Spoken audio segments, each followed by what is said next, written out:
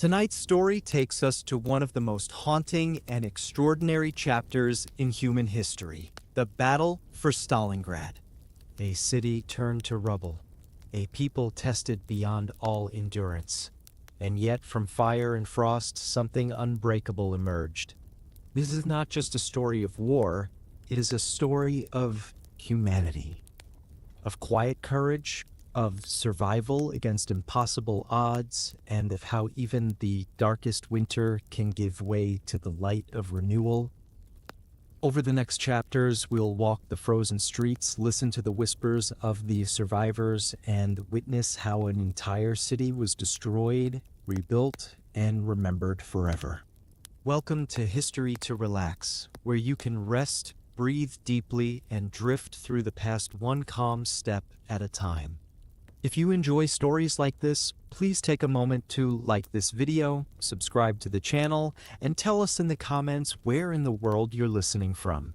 It helps our little community grow, and it means the world to me to know where history finds you tonight. Now find a quiet place. Let the day fall away. Breathe slowly, because the story is about to begin. This is the battle for Stalingrad, the city that remembers. Part 1, Before the Storm. The summer of 1942 arrived warm and bright along the bend of the Volga River. Morning light spilled across the wide current, turning it to liquid silver before the heat rose and softened it into bronze. Barges drifted between the banks, their wakes cutting thin lines through the reflection of the sky. From the slopes above, the city of Stalingrad watched the river glitter as if nothing in the world could ever disturb its calm. Along the embankment, people walked to work carrying tin lunch pails and bundles of tools.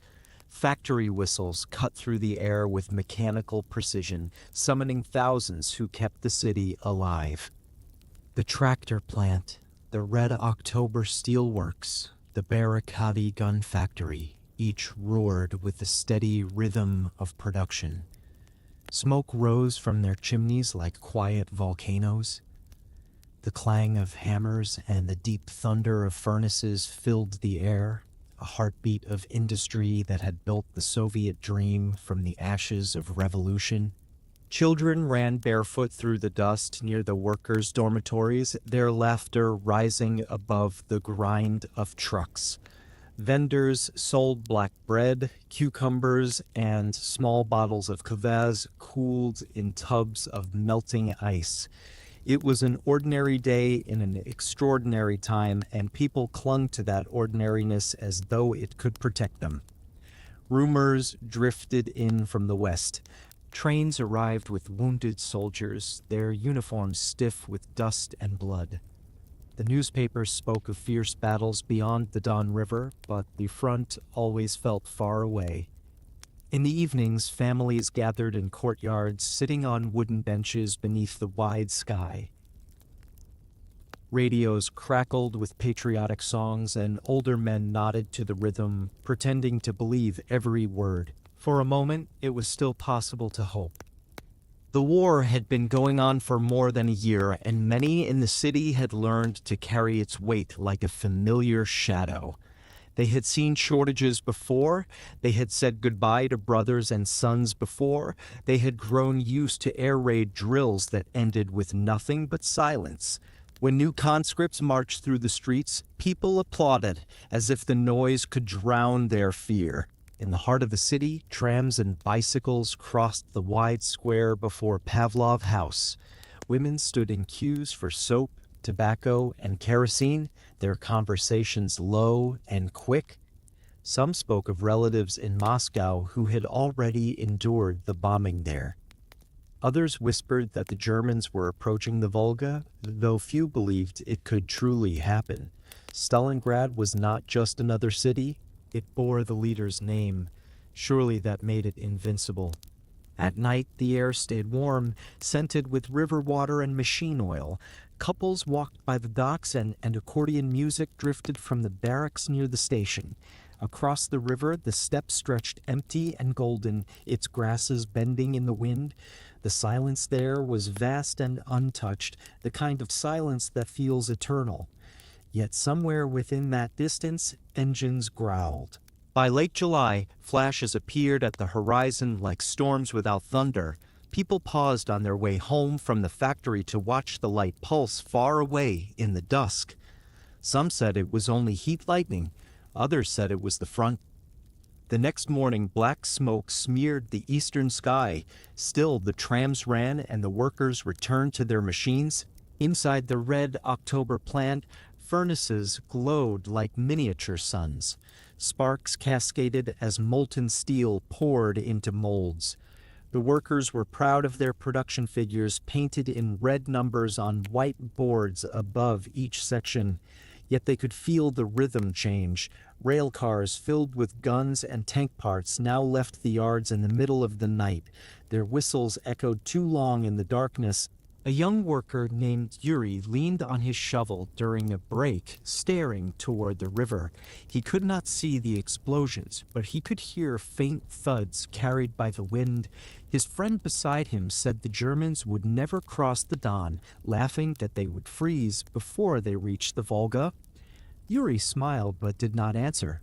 By August, the heat had grown heavy. The river ran low, and the air over the city shimmered like glass. Civilians began to dig trenches in the parks. Wooden crosses appeared beside new graves in the cemeteries where funerals passed in silence without music. The newspapers printed heroic stories and photographs of smiling soldiers, but people could read the truth in the missing lines between the words. The factories worked day and night. The noise never stopped. Women took over lathes and furnaces where their husbands had once stood. Children carried parts in baskets, their faces gray with dust. The smell of oil clung to the skin and hair of everyone. Even in sleep, the city seemed to vibrate with labor. In the afternoons, ash drifted from the chimneys like slow snow. Pigeons no longer nested on the roofs. They had flown across the river weeks before. Those who stayed felt the air growing taut, as if stretched too thin. On the 23rd of August, the sky changed. The morning began clear with sunlight rippling across the Volga and barges moving slowly through the current. Housewives washed clothes near the water's edge. Fishermen mended their nets, and children played with wooden boats. It was a Sunday. The bells of a small church rang softly through the air, their sound almost lost in the distance. Then came the low hum. At first it was only a faint vibration, like a swarm of distant bees, but it deepened until the very air trembled. People shaded their eyes, searching the sky. Tiny glints appeared in the sun, dozens of them, then hundreds. The first bombs fell on the northern districts. The earth shook. Windows shattered. Fire leapt from the fuel depots near the river. A second wave followed, and then another. The sound became a single continuous roar, as if the heavens themselves were collapsing. Smoke rolled through the streets, thick and black, blotting out the light. The red October factory was hit first, then the oil tanks, then the railway station. Warehouses exploded in orange columns that twisted upward like burning trees. People ran through the dust carrying buckets, children, or nothing at all. The air tasted of iron and salt. The Volga turned dark with oil. Barges burned at their moorings, their wooden decks collapsing into the river with a hiss. Horses screamed.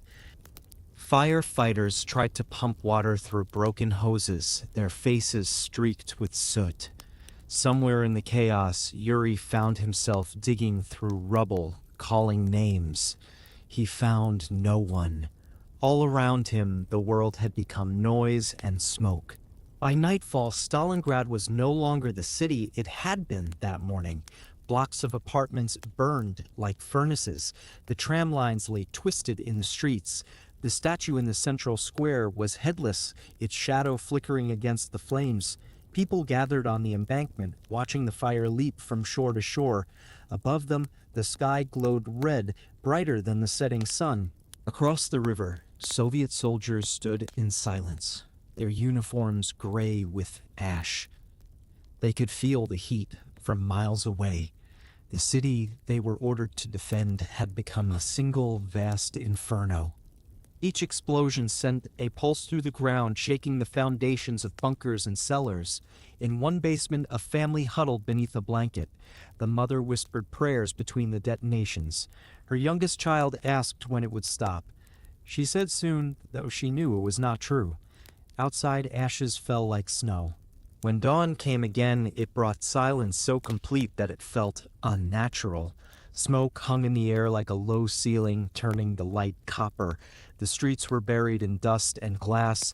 Bodies lay where they had fallen, covered in white ash. Dogs wandered without owners. Somewhere in the ruins, a gramophone played half a song before its needle slipped into static. The survivors moved like sleepwalkers. They searched for water, for food, for someone still alive. The factories no longer roared, but deep within their shattered walls, small groups of workers began clearing debris. They said production would resume by nightfall. Somehow it did. That was how the city began to fight, not with strategy or command, but with motion, with the refusal to be still. Soldiers arrived from across the river, wading through the smoke to take positions in the ruins. Civilians joined them, carrying ammunition and water through streets that no longer had names. By evening, the first defensive lines were drawn through the rubble. The front had come, and it would not leave again for months. That night, Yuri sat on a piece of broken concrete overlooking the river. The fires had dimmed, though the city still glowed faintly like embers in the dark. The Volga murmured below, its surface reflecting streaks of red. He could not tell whether the sound he heard was thunder or artillery across the plain. Above, the stars were faint through the haze. He thought of his family somewhere east and of the factory where he had worked that morning as if it were another lifetime. Around him, men were digging trenches. A commander passed by, his voice hoarse from shouting. The smell of smoke clung to everything. Someone began to sing, a low, rough tune that faded after a few lines. Others joined quietly, their voices trembling with exhaustion. It was not a song of victory. It was a song to keep the night away. As the hours passed, the wind shifted, the fire sighed and crackled, and the first shells began to fall again at the edge of the city. The storm had arrived. When morning returned, it brought a new world. Stalingrad was no longer a city of workers and families, but a maze of stone and shadow. Its people had become soldiers, its streets trenches, its buildings fortresses. The Volga, once a path of trade, was now a lifeline carrying reinforcements and supplies under constant fire. The first frost came early, dusting the ruins with pale glitter.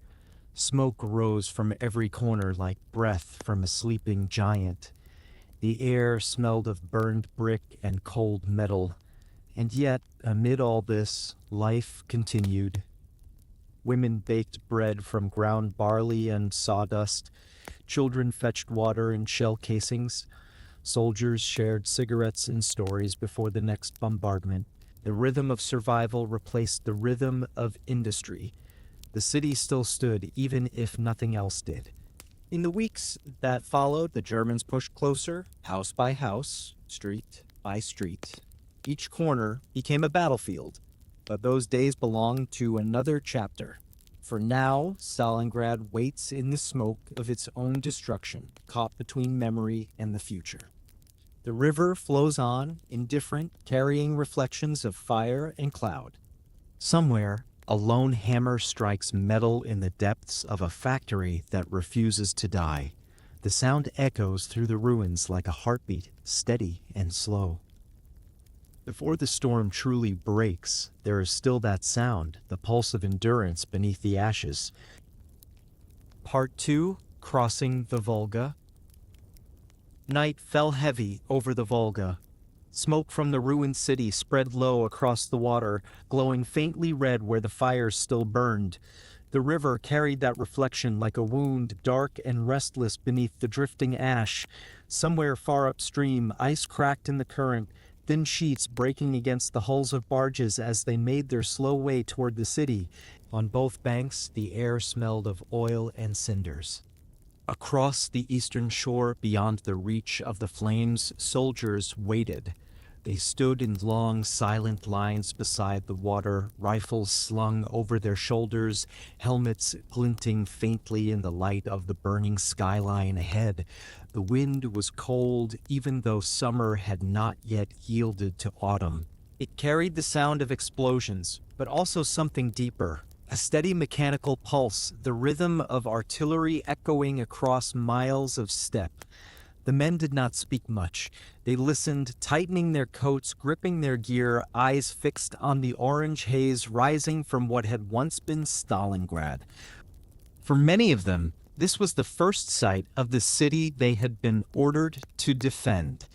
It looked like a vision from another world, towers of flame, rivers of smoke, silhouettes of collapsed cranes and shattered cranes, all crowned by a dull, reddish glow.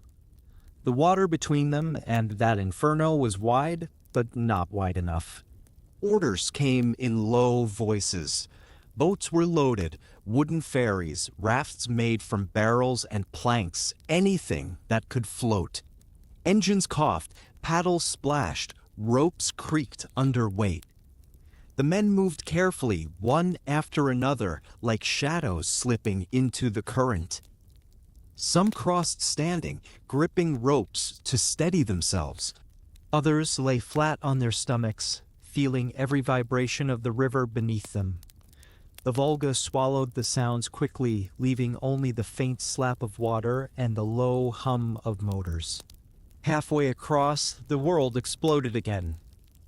German artillery from the western bank began to fire, their shells falling with terrifying precision into the waterway. Columns of spray and flame erupted around the boats. The river rose and fell under each blast. Some vessels vanished in seconds, their loads scattered into the current. Others kept going, engines rattling, pilots shouting orders over the roar.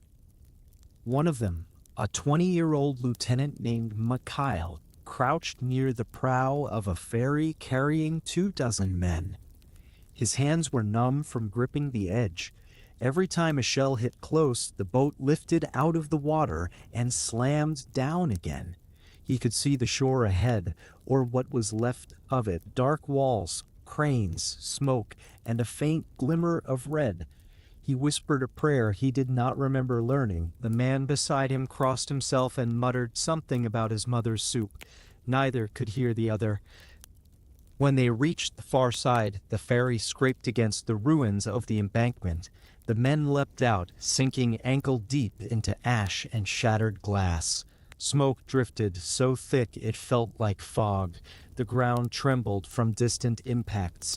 Commands were shouted, dig in, scatter, find cover. They obeyed automatically, their bodies moving faster than their thoughts. Behind them, another explosion split the river, sending fragments of wood and steel into the night. The Volga swallowed its dead without a sound. Deeper inside the city, civilians heard the bombardment and looked toward the river with a mix of dread and hope. For days they had lived in basements, venturing out only to search for food or fill a bucket at the few remaining wells. The walls around them were cracked and scorched. Roofs had fallen inward, covering furniture and memories alike in gray dust. Yet even in ruin, life persisted. Someone still boiled soup over a makeshift fire in a metal drum. A girl still sang softly to calm her little brother. When the sound of motors drifted through the smoke that night, the survivors lifted their heads. They could not see the boats, only the flicker of fire across the water and the faint echo of men shouting. "Our soldiers," someone whispered.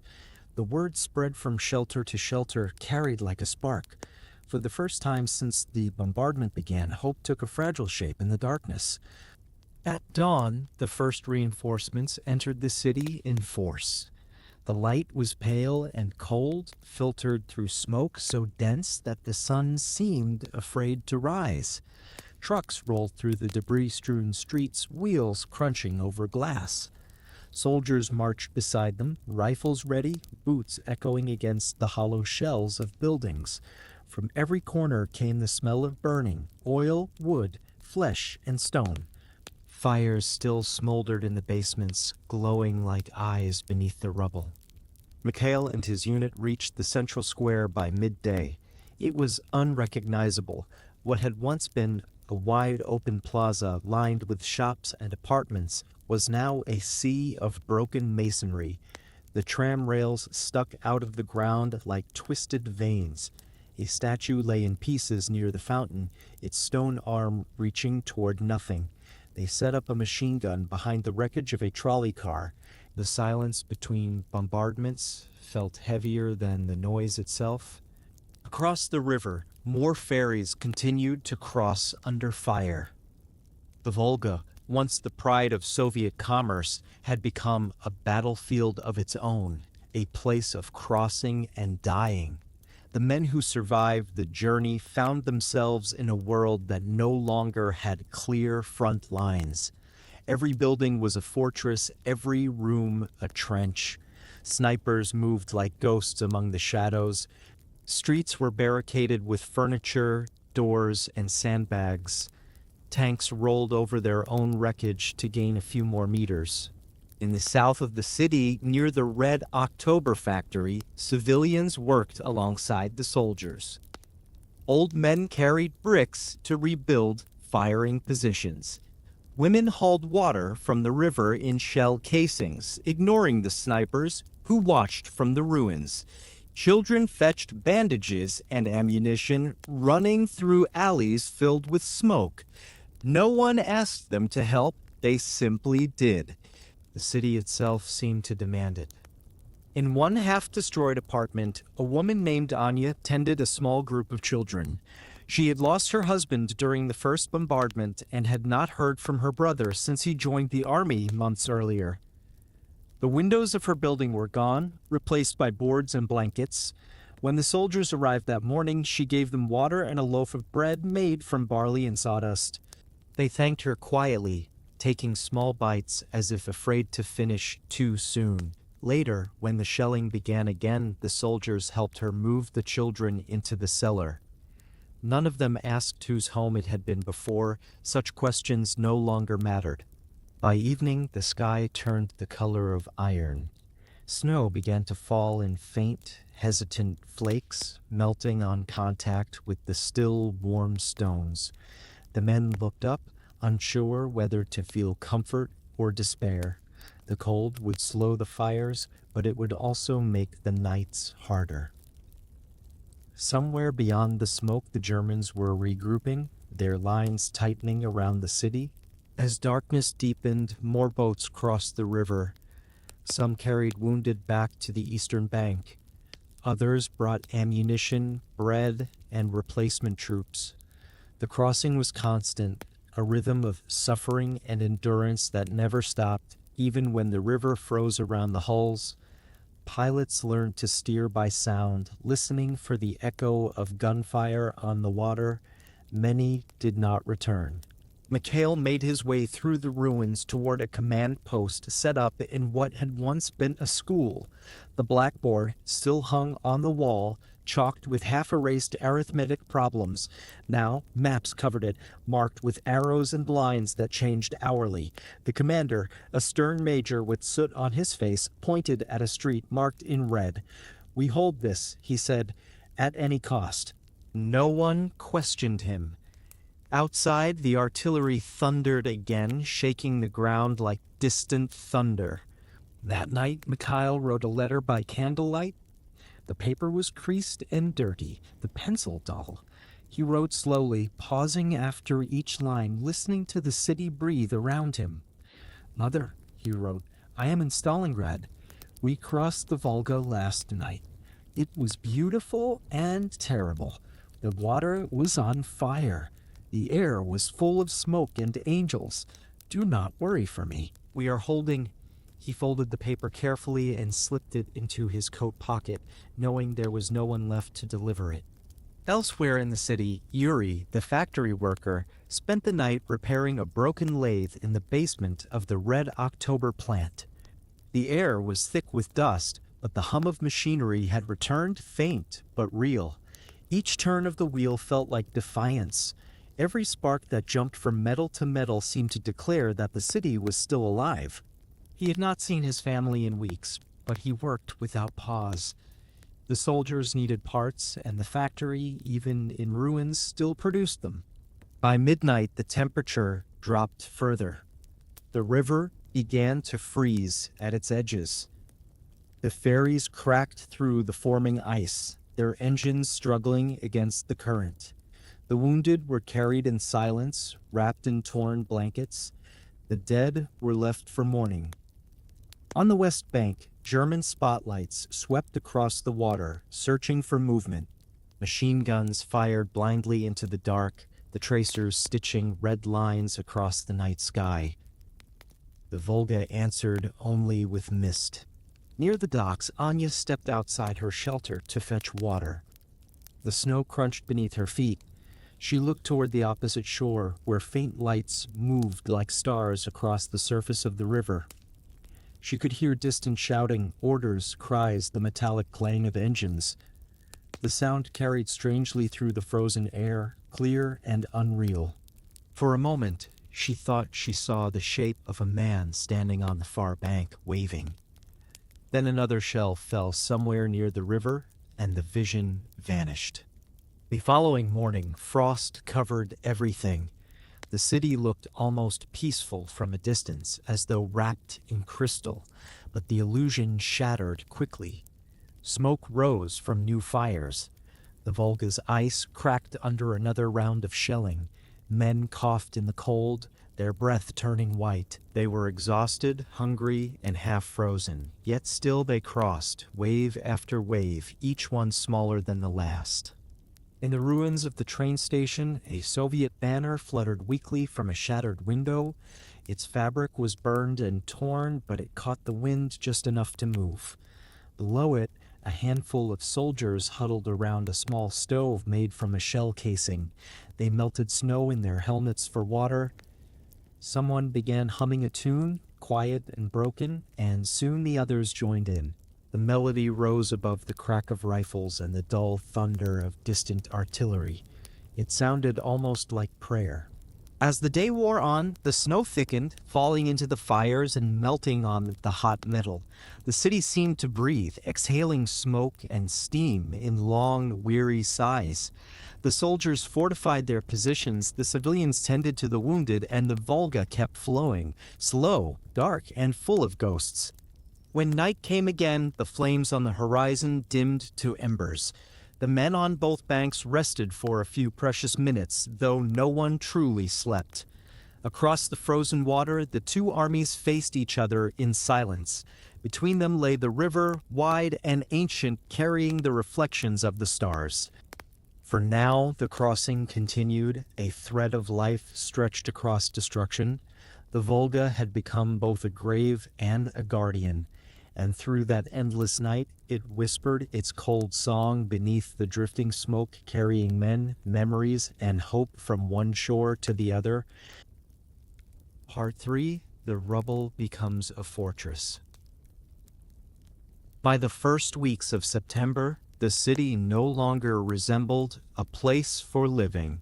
It had become something else, a maze of stone, smoke, and iron, where every street hid new scars and every building was a battlefield waiting to happen.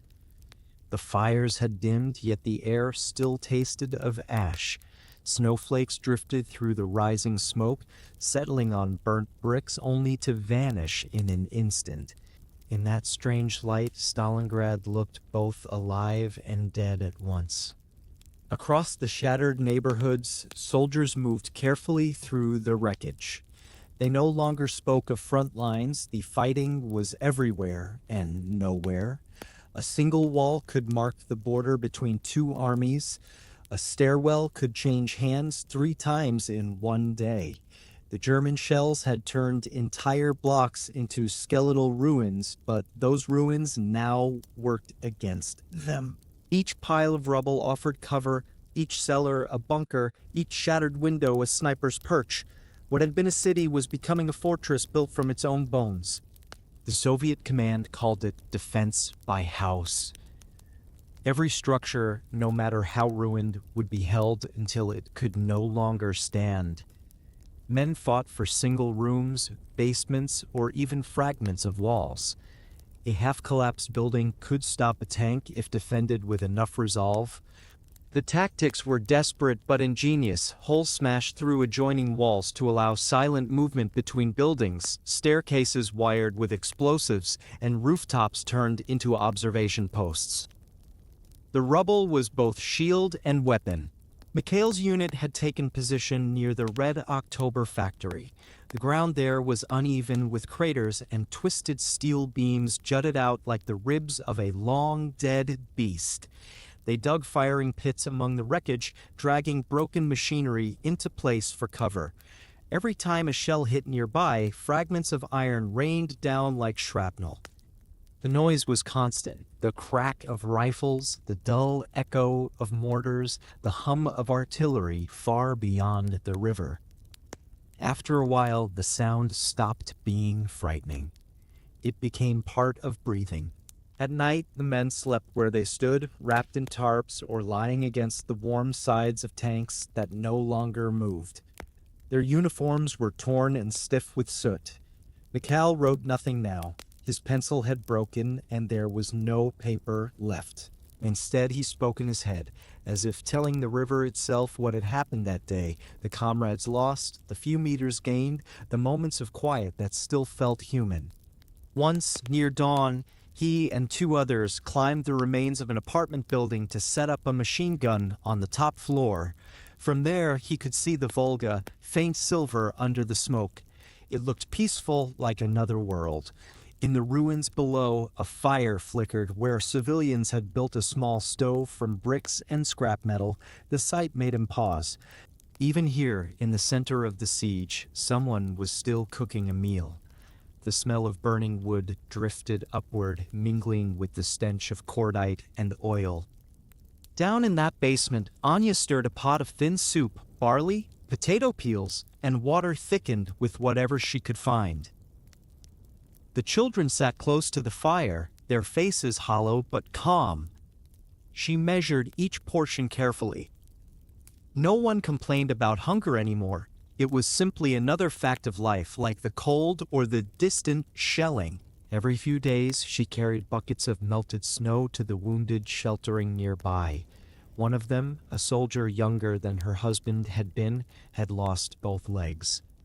She cleaned his bandages, humming softly so he would not feel alone.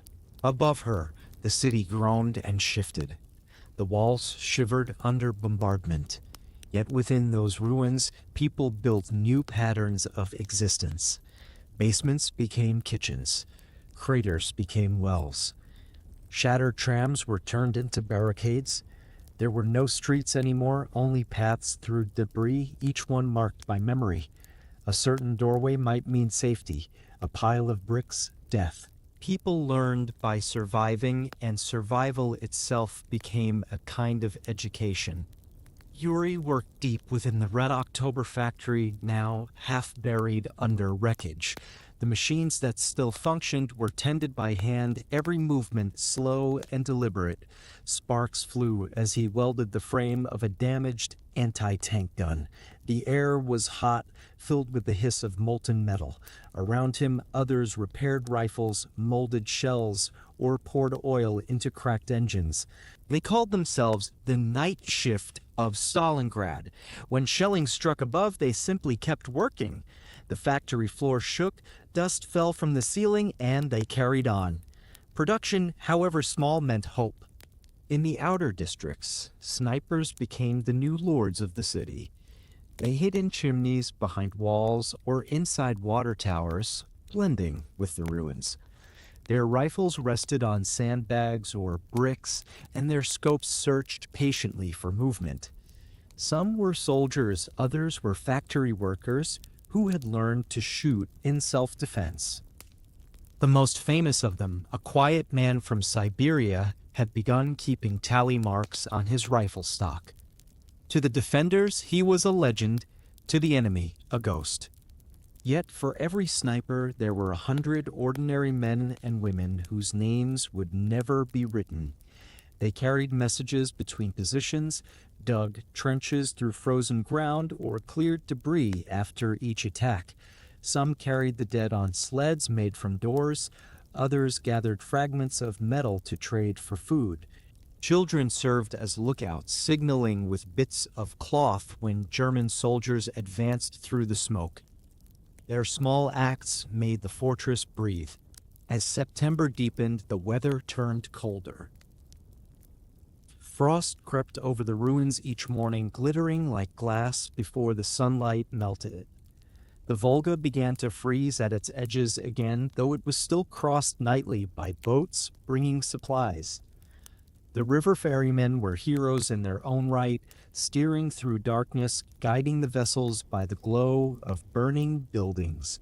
Many were hit by artillery, many more vanished without trace. But every night, others took their place. The city survived because they did. Inside the factories, the rhythm of defense merged with the rhythm of labor. Mikhail's unit was ordered to hold a section of the tractor plant. The Germans attacked daily, advancing behind tanks and flamethrowers. Each assault left the ground blackened and the air thick with the smell of burned rubber and flesh. Still, the defenders rebuilt after every wave. They learned to fight in silence, using gestures instead of words, conserving bullets by firing only when absolutely certain. Hand grenades, knives, and even shovels became weapons. The battle had shrunk to arm's length. One afternoon, a storm swept over the city, not of artillery, but of snow. It fell in dense sheets, muffling every sound. For a few hours, Stalingrad seemed almost peaceful again. The soldiers stopped firing. The Germans across the street did the same. Men on both sides stared into the white blur, their shapes fading like ghosts. Mikhail watched the snow land on a broken window frame and melt against the warm barrel of his rifle. He thought of home, of his mother's voice calling him in for dinner. For a fleeting moment, he forgot where he was. The quiet did not last. The next morning, the bombardment began again. Artillery thundered from the opposite bank, shaking the ground with each impact. Roofs collapsed, chimneys fell, walls turned to dust. The snow was gone by noon, replaced by black rain and the stench of gunpowder, but the pause had been enough to remind everyone that silence still existed somewhere beyond the smoke. As October came, the siege grew tighter. Supplies dwindled, ammunition ran low, and water froze in its buckets overnight. The civilians shared what little they had with the soldiers, sometimes tearing bread into equal parts so no one would feel guilt. A system of tunnels connected the factories to the river. Through them moved food, messages, and wounded men carried on stretchers. In those narrow passageways, the sound of footsteps echoed endlessly. It was said that the ground beneath Stalingrad had become a second city, dark, secret, and alive. Anya's shelter had joined that underground network. She and the other women learned to listen for certain rhythms in the artillery. When soldiers came for warmth or food, she greeted them without fear. Some she recognized from earlier days. Others were strangers who stayed only long enough to rest before disappearing again into the fight. The line between civilian and soldier had vanished completely. One night, while fetching snow near the entrance, Anya saw the faint glow of lanterns moving through the fog. Dozens of men were crossing from one ruin to another, carrying wooden beams and rolls of wire. They worked silently, building barricades under the cover of darkness. She realized then that the fortress was not just made of rubble. It was made of people, hands, breath, and willpower bound together by the stubborn refusal to surrender. The city itself seemed to help them, offering every shattered wall as a shield, every dark corner as a hiding place. By mid-month, the Germans controlled most of the western districts. The Volga's eastern bank remained Soviet, and between them stretched a strip of death no wider than a few city blocks. Within that narrow zone, life continued in fragments. Soldiers still wrote letters they would never send. Civilians still baked bread from sawdust. The factories still glowed at night with their small, stubborn fires. The fortress held, though no one knew how. Yuri had not seen daylight in weeks. He lived among the machines, his world reduced to sparks and shadows. One evening, as he finished welding the barrel of a damaged gun, he heard footsteps behind him. It was Mikhail, uniform black with soot. They recognized each other at once, two young men who had once worked side by side before the war began. They shook hands without speaking. In the silence, they shared the strange comfort of knowing that someone else still remembered the city as it had been. Above them, the sound of gunfire drew closer.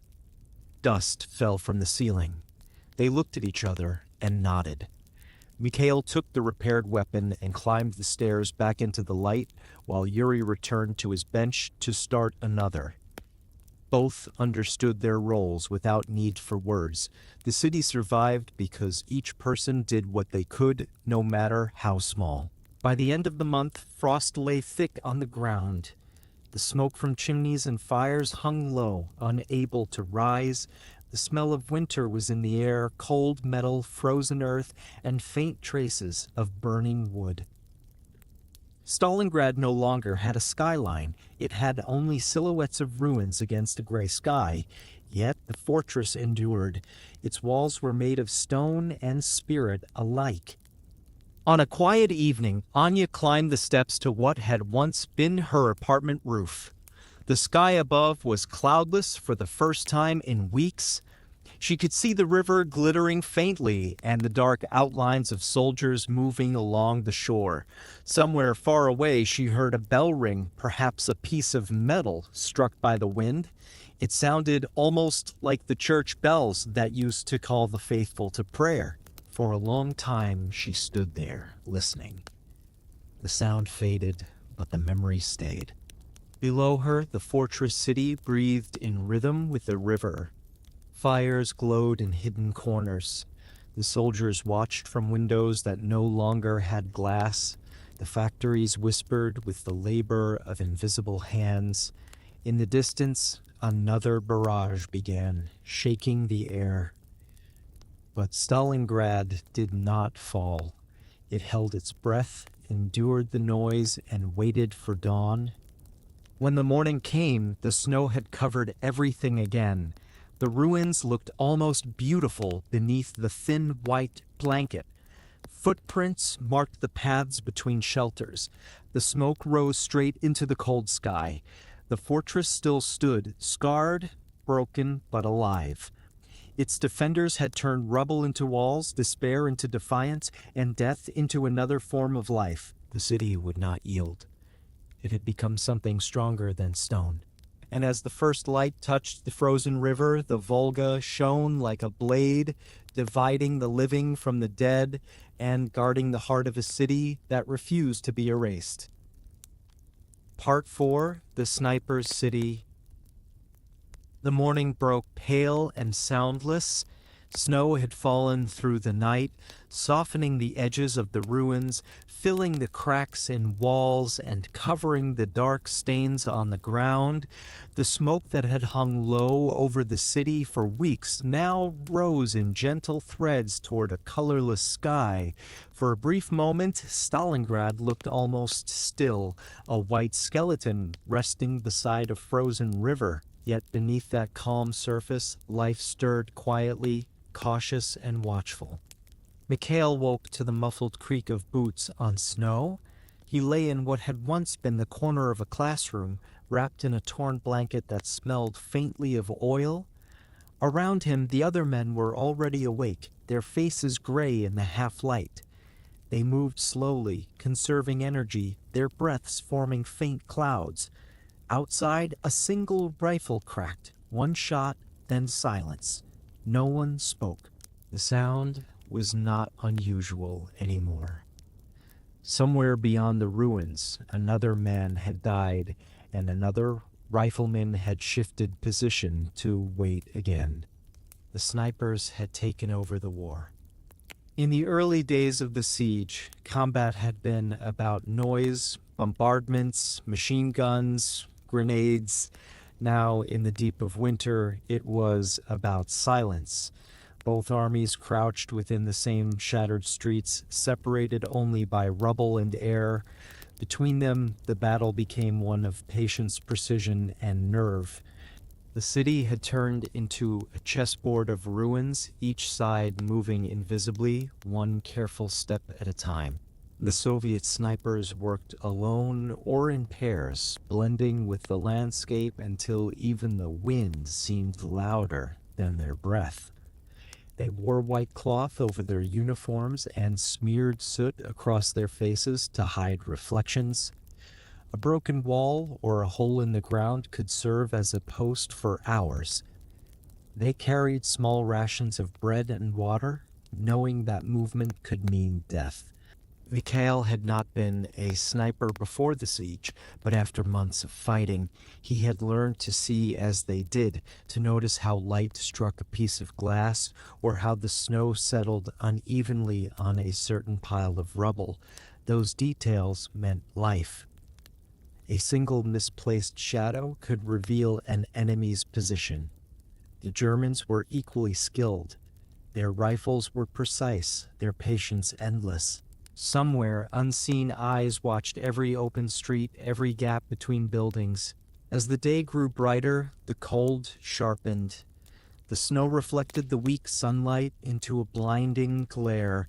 Mikhail pulled his scarf higher and adjusted the scope of his rifle.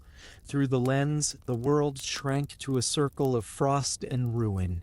He could see the remains of a fountain where children had once played, now surrounded by shattered stone. A bird landed briefly on one of the broken figures, then took off again, the only movement in the square. Minutes passed, then hours. The silence pressed against his ears. In the afternoon, Yuri emerged from the factory's lower levels to deliver spare ammunition to a nearby position. He walked bent over, keeping close to the walls. The snow crunched under his boots, each step feeling too loud. Above him, the air hummed faintly, the invisible hum of a city holding its breath. Every open space seemed dangerous. He crossed one street at a time, stopping only when he reached the cover of a burned-out truck. Inside its frame, he found two soldiers crouched over a rifle with a long scope. One was an older man with a calm, patient face, the other barely more than a boy. The older man's finger tightened on the trigger. A shot cracked through the cold air. The glint disappeared. The boy exhaled in relief. The man lowered his rifle, expression unchanged. "Sniper," he said simply. Then he wiped the lens and prepared for the next. Yuri stayed only long enough to hand over the ammunition before hurrying back to the safety of the tunnels. He had no desire to watch the duel any longer. The stillness unsettled him more than the shelling ever had. At least the artillery roared and left no doubt about its presence. This silence was worse. In the northern district, Anya moved through her usual routine. She gathered snow in a bucket for melting, divided what little food she had left, and checked on the wounded who rested in the corner of her shelter. One of them, the legless soldier she cared for, had begun telling stories again. His voice was quiet but steady. He spoke of his home village, of his sister's wedding, of the river near their house that froze as smooth as glass in winter. The children listened while Anya worked, their small faces lit by the dull glow of a lantern. Outside, rifle fire echoed sporadically. The children no longer flinched. It had become part of the day's rhythm, like the ringing of a bell far away. When she went above ground, Anya kept to the shadows. She moved quickly between ruins, head down, the bucket of melted snow swinging at her side. The city was dotted with small fires where soldiers warmed their hands or boiled water. The smoke from those fires mixed with the steam of the river, blurring the horizon. Near one of the barricades, she saw a man lying flat against the ground, his face hidden beneath a white hood. He did not move, even when she passed. Only the faint rise and fall of his shoulders showed he was alive. She recognized the stance, a sniper waiting. She did not speak to him. They shared only a glance as she moved by, each acknowledging the other's existence without words. In Stalingrad, everyone now served the same purpose, to endure another day. As evening fell, the temperature dropped again. The snow hardened underfoot. The sky turned violet, then deep blue, as smoke and night folded over the city. Fires flickered in distant windows like faint constellations. Somewhere near the tractor plant, a group of soldiers gathered around a barrel fire, sharing what remained of a loaf of bread. Mikhail joined them briefly, his rifle slung across his back. He listened as they spoke about the day's tally, which buildings had been held, how many had fallen, who had survived. The numbers no longer shocked anyone. They were just part of the arithmetic of survival. One of the men, a sniper named Sergei, told a story about a duel that had lasted 3 days. He and a German marksman had hunted each other through the same ruined block, each one guessing the other's position, each one waiting for the smallest mistake. "I killed him on the morning of the 4th day," Sergei said quietly, staring into the flames. "He had been watching me from the same window the whole time." His body was frozen stiff. No one replied. They simply nodded, understanding the strange mix of pride and sorrow in his voice. Later that night, Mikhail returned to his post. The moonlight cast long shadows through the rubble, turning broken glass into fields of frost. Somewhere in the distance, a harmonica played, a slow, mournful tune that drifted between the ruins and faded. It might have been Russian, or it might have been German. No one could tell. The sound made him pause. For a moment, it felt as if the whole city were listening to the same song. The days that followed blurred together. Each morning began with the same brittle cold, the same cautious movements, the same tension. The sniper duels continued endlessly. Sometimes Mikhail could go days without seeing an enemy. Other times he would catch a glimpse, the curve of a helmet, the flicker of movement behind a wall, and the rifle would speak before thought. The recoil was always the same, a hard jolt to the shoulder, a puff of snow, and silence afterward. The act was mechanical now, stripped of emotion. There was no time to think about the faces on the other side. In the factory tunnels, Yuri's world shrank even further. Supplies ran low, and he began trading bits of metal and nails for food. The workers shared stories to fill the darkness, whispering about snipers who could shoot the wick off a candle from across the street. No one knew which tales were true. Myths grew as easily as frost, yet the legends served their purpose. They gave the defenders something larger than fear to believe in. One afternoon, Yuri delivered a repaired rifle to a sniper position near the riverbank. There he met a man whose calm presence felt almost unnatural amid the chaos. His uniform was plain, his movements deliberate, and his eyes sharp but kind. "Vasily," the man introduced himself, extending a hand. "You made this rifle?" "I only repaired it," Yuri replied. "Then you saved more than one life," Vasily said. He slung the weapon over his shoulder and smiled briefly before turning back to his post. Yuri watched him for a moment, how still he stood, how completely he blended with the wall behind him. There was something almost peaceful in his patience. For the first time, Yuri understood why people called the snipers the quiet heart of the city. That night, Anya heard about him too. The soldiers who came for water spoke of a marksman who could move unseen through the ruins, who never missed, who protected the crossings and the factories alike. They said the Germans feared him more than artillery.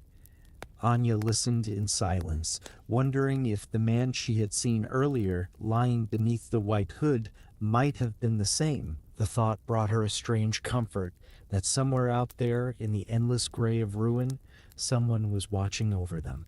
By mid-December, the snow had deepened. The city's streets were trenches of white and ash. Fires burned in stoves made from shell casings, the smoke curling through holes in the ceilings. The defenders had grown lean and pale, their eyes sunken but bright. Hunger had become a permanent ache, and yet the will to resist only hardened. The snipers moved like spirits, keeping the enemy at bay, their rifles the city's quiet heartbeat. Mikhail spent most of those days near the southern edge of the city, where the German advance had stalled. The fighting there was constant, a battle for staircases, alleys, and piles of debris. Yet even amid the noise, there were moments of eerie calm. Once, during a lull, he found a German photograph lying in the snow, a young woman smiling beside a field of sunflowers. He studied it for a while before tucking it into his pocket. He didn't know why. Perhaps to remind himself that somewhere beyond this frozen world, sunlight still existed. When evening came, he returned to his post. The moon was hidden behind clouds, and the world had turned to shadow. He adjusted his rifle and looked through the scope. In that narrow circle of vision, he saw a window flicker faintly. A rifle barrel appeared, aimed his way. His finger hesitated on the trigger for half a second, long enough to think of the photograph in his pocket. Then he fired. The glass shattered, and the light went out. He lowered the weapon slowly, the echo fading into the wind. The city slept in fragments that night. Anya dozed beside the children, the fire burning low. Yuri sat by his machine, turning a piece of scrap metal between his fingers. Mikhail lay awake, listening to the wind moving through the ruins. Snow drifted through the holes in the roof, settling on the floor beside him. He watched it melt, drop by drop, until his eyes closed. Outside, Stalingrad breathed, a slow, steady rhythm beneath the frost. The snipers watched, the workers toiled, the civilians waited, and through it all the river flowed silently beside them, carrying ice and reflection under the pale light of the stars. The city was still standing. It had become not only a fortress, but a mind of its own, alert, waiting, unblinking. Every ruined wall, every broken window, every hidden rifle was part of that vast, quiet consciousness that refused to die. And in that stillness, where even time seemed to hold its breath, Stalingrad endured, not through noise or glory, but through silence. Part 5. The Grain Elevator. The wind came early that morning, carrying the sound of gunfire along the frozen streets. It moved like a low whisper through the ruins, bending smoke and snow in the same slow rhythm. Far to the south of the city, near the river's bend, stood a massive concrete shape rising out of the plain, the grain elevator. Even after weeks of bombardment, its tall walls remained intact, towering above the fields of rubble like a monument to another world. To the Germans, it was an obstacle. To the defenders, it was a beacon. The elevator had been built years before the war to hold thousands of tons of wheat. Its walls were thick, its silos deep, and its location commanded the approaches to the river crossings. Now it was empty of grain and full of men. About 50 soldiers had taken shelter there after being cut off from the main lines. They came from different units, infantry, engineers, sailors, but in the confusion of the siege, they became one. Their leader was a quiet officer named Vinogradov, whose calm voice carried authority without shouting. Inside the elevator, the air was cold and dry. Dust clung to everything mixed with soot and powder. The men had piled sandbags against the entrances and stacked sacks of grain like walls. The remaining wheat was old and bitter, but it kept them alive. They ate handfuls at a time, chewing slowly to make it last. From the narrow slits between sandbags, they watched the German forces moving below. Tanks, infantry, smoke, and dust swirling together in the pale light. When the attack came, it came with precision. The first shells struck the upper silos, shattering concrete and filling the air with choking clouds. The defenders held their fire until the enemy drew close. Then the rifles spoke one after another, sharp and deliberate. Machine guns rattled from the windows, their echoes rolling across the plain. The battle lasted all morning, the sound of gunfire rising and falling like waves against a shore. Inside, the air grew thick with smoke. Men moved through the corridors by instinct, carrying ammunition, dragging the wounded to corners of relative safety. The building shook with each impact. Dust rained down from the ceiling. When they ran out of bullets, they threw grenades. When those were gone, they used whatever they could find: stones, knives, even bare hands. By evening, the sun had turned the smoke golden. The Germans regrouped at the base of the structure, shouting orders, their voices muffled by the roar of engines. The defenders inside listened to the sound of metal tracks grinding closer and prepared for the next assault. Vinogradov passed through the rooms, checking positions, his calm presence steadying the men. "We hold," he said quietly. "As long as the wall stands, so do we." That night, the fire from the elevator was visible across the river. The orange glow spread through the smoke, flickering like a distant lighthouse.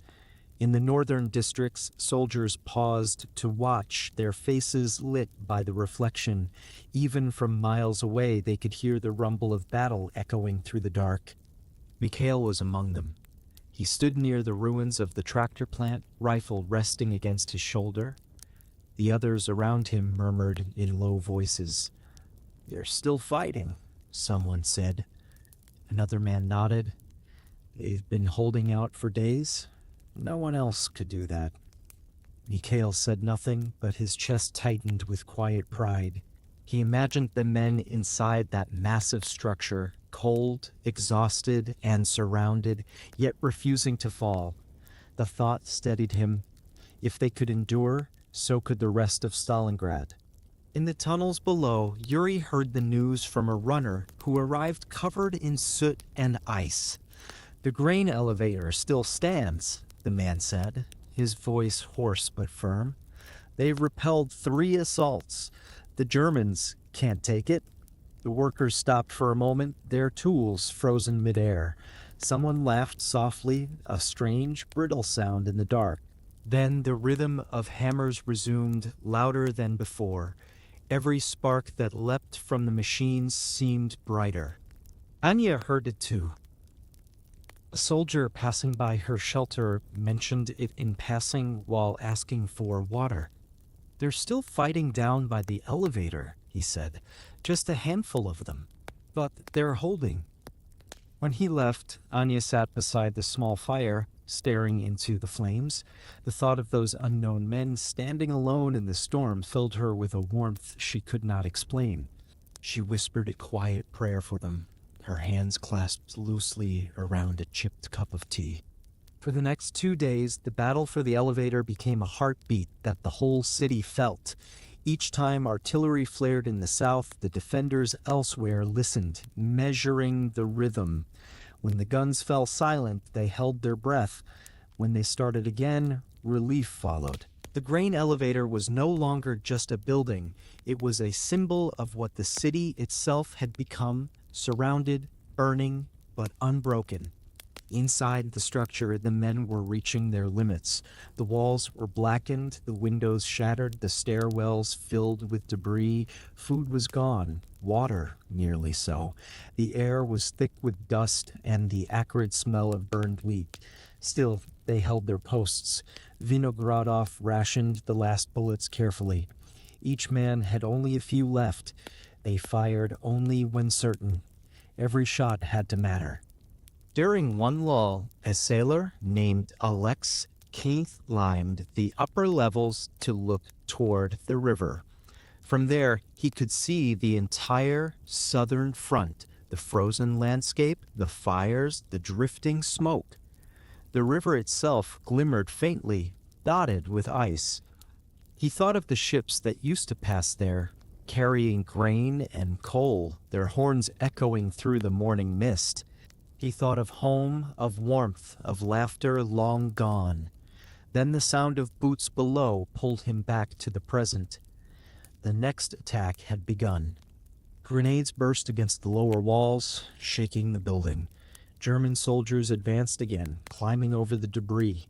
The defenders met them with rifles and fire from above. The corridors filled with smoke and screams. By nightfall, the fighting had moved to the stairwells. The defenders withdrew floor by floor, setting fires behind them to slow the advance. When darkness fell, the elevator glowed from within, a hollow torch against the night sky. From the northern districts, Mikhail and his comrades saw the glow and mistook it at first for destruction. Then word came that the defenders were still inside, still fighting even as the flames consumed the walls. "They'll die in there," someone said. Another answered, "Maybe, but they'll die standing." The men fell silent after that. None of them could find better words. In the tunnels, Yuri worked through the night. The noise from above was constant, distant thunder rolling through the stone. Each time it faded, he feared the worst. When it returned, he smiled faintly and kept welding. "Still holding," he whispered to himself. "Still holding." By dawn, the flames had weakened. The grain elevator was now a blackened tower, its edges jagged against the pale sky.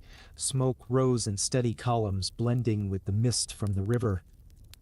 The defenders were still there, though no one knew how many. When the Germans finally reached the upper floors, they found only silence. Some of the men had burned. Others had run out of ammunition and chosen the bayonet instead. A few were taken alive, their faces hollow, their uniforms gray with ash. The news of their capture spread quickly through the city. At first, there was sorrow. Then, strangely, there was pride. The men who had held the grain elevator had done what seemed impossible. They had stood against an entire division for nearly a week. They had delayed the enemy, inspired the living, and shown what it meant to resist even when there was no hope left. Their courage became part of the city's blood. That night, as snow began to fall again, Mikhail sat by a small fire with his unit. They spoke in quiet tones, each lost in thought. No one called the grain elevator a loss. To them, it was a victory measured not in ground or numbers, but in spirit. "If they could hold like that," one man said, "so can we." Mikhail nodded, staring into the flames. He felt the same thought moving through every soldier, unspoken but strong, the belief that Stalingrad could endure anything. In her shelter, Anya listened to the distant silence where the elevator once burned. The children slept beside her, their small breaths steady. She thought of the men who had fought there, men she would never meet, and of how their struggle had given meaning to her own. The next morning she rose early and went out to fetch water. The sky was gray, the snow thin and hard. For the first time in many days, she found herself humming a tune without realizing it. Deep beneath the city, Yuri finished repairing a broken press. He wiped his hands on a rag and leaned back against the wall. The sound of the machines filled the air again, rhythmic and alive. Above him, he could hear the faint hum of aircraft, but it no longer frightened him. He smiled faintly, thinking of the tower that had stood so long against fire and steel. The elevator was gone, but its echo remained in every strike of his hammer. By week's end, the ruins of the grain elevator were nothing more than charred walls standing in snow, yet soldiers still looked toward that direction when the wind shifted, as if expecting to see it rise again. The memory of its defense became a legend before the smoke even cleared. Stories grew of men fighting to the last bullet, of signals sent in Morse code until the very end, of the final message whispered across the radio, "We are holding. Farewell." No one knew if it was true. The fortress city had found its symbol. Hope had taken the shape of burned concrete and courage. And as night fell again over Stalingrad, the snow drifted softly across the ruins, covering the blackened ground where the great tower once stood. The city slept beneath it, bruised but breathing. The Volga whispered in the dark, its frozen surface shining faintly under the moon, and in that quiet the legend of the grain elevator settled into the heart of every soul still standing, a flame that no amount of ash could ever smother. Part 6. Frozen Streets. Winter came to Stalingrad without mercy. By December, the temperature had fallen so low that even the smoke from burning buildings froze in the air before drifting apart.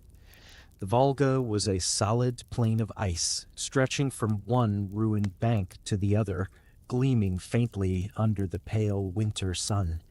The wind swept across it unhindered, carrying shards of frost that stung like sand. The city, already broken by fire, was now encased in silence and snow. The streets were buried beneath drifts that sparkled faintly by day and glowed dull gray by night. The ruins, once black with soot, now shimmered with frost. The outlines of collapsed roofs and shattered walls seemed softened, almost beautiful in the stillness. But beneath that beauty lay hunger, cold, and exhaustion so deep it numbed the soul. Mikhail trudged through the snow in the early morning light, his rifle slung across his back, his breath turning to crystals before his face. The path he followed had once been a boulevard lined with shops and trees. Now it was a tunnel of broken stone, the trees reduced to stumps that looked like twisted hands reaching from the white ground. His boots slipped on the ice, and he steadied himself with the butt of his rifle. He was on his way to check the sentry posts near the river. The wind was strongest there, cutting through even the thickest coat. The men kept fires burning inside metal barrels to stay alive, feeding them with anything that would burn: broken furniture, old papers, even scraps of rubber. The smoke curled low, refusing to rise in the dense air. When Mikhail reached the post, he found two soldiers huddled together under a tarp, sharing the warmth of a small fire. They looked up, nodded, and handed him a cup of boiled snow water. It tasted faintly of ash, but it was warm. "Still quiet?" he asked. The younger of the two men shrugged. "Quiet is dangerous," he said softly. "Means they're watching again." Mikhail nodded and looked out across the frozen river. The opposite bank was a blur of gray, the outlines of German positions barely visible through the haze. No shells had fallen that morning. No gunfire echoed from the factories. The front had frozen as solidly as the Volga itself. Yet beneath that silence, he could feel tension coiling, waiting for spring. He stayed for a while, letting the heat from the cup thaw his fingers, then moved on. The city stretched behind him, a vast labyrinth of white and gray, dotted with the faint smoke of hidden fires. Every street held stories now, of loss, of endurance, of moments so small they seemed almost invisible but kept people alive. In one of those streets, Anya was gathering snow in a wooden bucket. Her gloves were torn and her breath came in thin clouds. The children were still asleep in the shelter, wrapped in layers of blankets and rags. She tried to move quietly so as not to wake them. Each step crunched softly in the frozen crust. The world around her was colorless, only shades of white and blue. Even the sky seemed drained. When she reached the small courtyard where the snow was cleanest, she paused to rest. The silence was so complete she could hear her own heartbeat. Then, faintly, came the sound of footsteps, slow, careful, not far away. She turned and saw two soldiers approaching, both carrying empty canteens. They looked exhausted but smiled when they recognized her. "Morning, Anya," one said. "Mind if we take a bit from your spot?" "Of course not," she replied, brushing the frost from her coat. "There's plenty." They knelt beside her, scooping snow into their canteens. One of them handed her a small tin wrapped in cloth. "From the kitchens," he said. "Soup. Not much, but warm." Anya took it with both hands, feeling the faint heat through the metal. "Thank you," she whispered. He smiled and nodded. "We all share what we can. That's how we last." Then they turned and disappeared into the drifting snow, their shapes fading like ghosts. Back in her shelter, the soup was thin and smoky, but it filled the air with warmth. She poured it into small cups, waking the children gently. They drank slowly, their eyes half closed, savoring each mouthful. For a little while, they forgot the hunger that never fully left them. Beneath the factory ruins, Yuri worked beside a small brazier made from a steel drum. The glow from the coals painted his face red. The tools in his hands were stiff with cold, but he moved steadily, mending a broken bolt that would help repair one of the surviving tanks. Around him, other workers did the same hammering, grinding, welding, their movements automatic. They spoke little. Words were energy, and energy was precious. At midday, he heard footsteps approaching through the tunnel. A familiar voice called out softly, "Yuri?" He looked up to see Mikhail entering, his coat rimmed with frost. The two men clasped hands, smiling faintly. It had been weeks since they'd last met. "You're still alive," Yuri said. "So are you," Mikhail replied. "Seems the cold kills slower than the bullets." Yuri laughed quietly, the sound echoing off the concrete walls. "Sit by the fire," he said. "You look frozen." They sat together, sharing what little warmth the coals offered. Mikhail handed over a small piece of bread he'd been saving. "Found this near the depot," he said. "Half burned, but it's something." Yuri tore it in two and gave one piece back. For a moment, neither spoke. The fire popped softly. Outside, the wind moaned through cracks in the walls. Finally, Mikhail broke the silence. "You hear about the Germans? What about them?" "They're freezing worse than we are. Some of their supply lines are cut. They say men are dying in their sleep." Yuri looked into the fire, watching the embers shift. "So are ours," he said quietly. "I know," Mikhail answered, "but maybe this cold belongs to us more than it does to them." The words lingered in the air, simple but true. For the people of Stalingrad, the winter was terrible, yet familiar. They had lived through hunger and loss before. The city itself seemed born for endurance. That night, the temperature fell even lower. The walls cracked with the sound of ice expanding. The river groaned, its frozen surface shifting and splitting in long, echoing lines. Soldiers on both sides huddled around fires, listening to the eerie music of the ice. The stars shone like steel points in the clear sky. Mikhail stood watch on the riverbank, his rifle resting on his knees. The wind cut through his coat, but he barely felt it anymore. He stared across the frozen expanse, thinking of all the lives it had swallowed, ferrymen, soldiers, civilians, now buried beneath layers of ice and snow. Somewhere under that frozen surface lay fragments of boats, helmets, maybe even letters that had never reached their destinations. The Volga had become both bridge and grave. In the early hours before dawn, movement flickered on the far side. He raised his rifle, then lowered it again. It was only a fox, thin and pale, darting across the ice. It stopped for a moment, looking his way, then vanished into the mist. The sight made him smile faintly. Even here, life still moved. When morning came, the sun rose weakly, a pale disk in the frozen haze. The city stirred slowly, fires lit, tools struck metal, footsteps crunched through the snow. Despite everything, work continued. The factories, though shattered, still breathed. The defenders still held the line.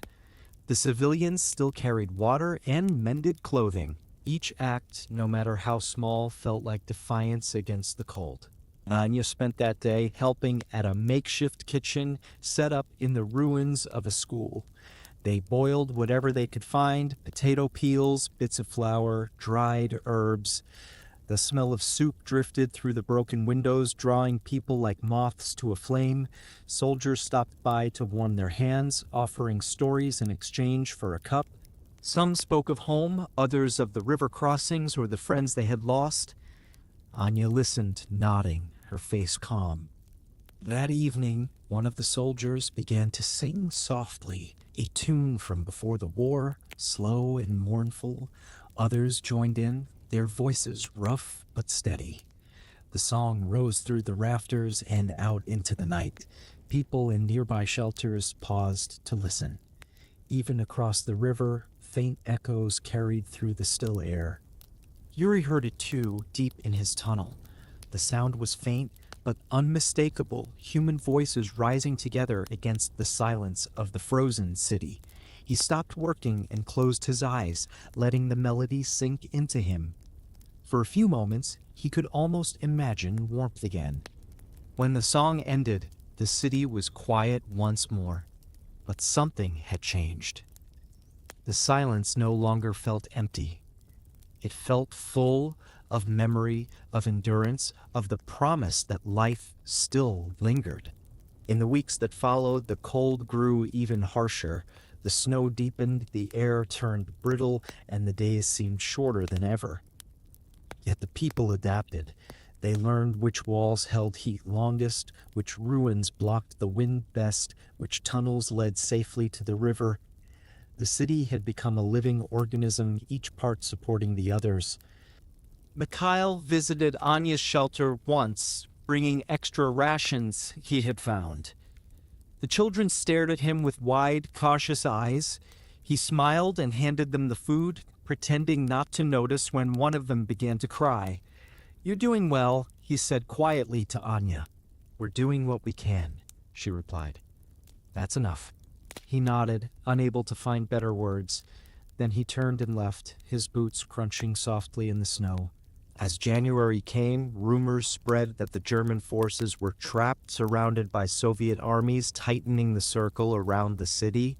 The defenders dared not believe it at first, but as the days passed, the truth became clear.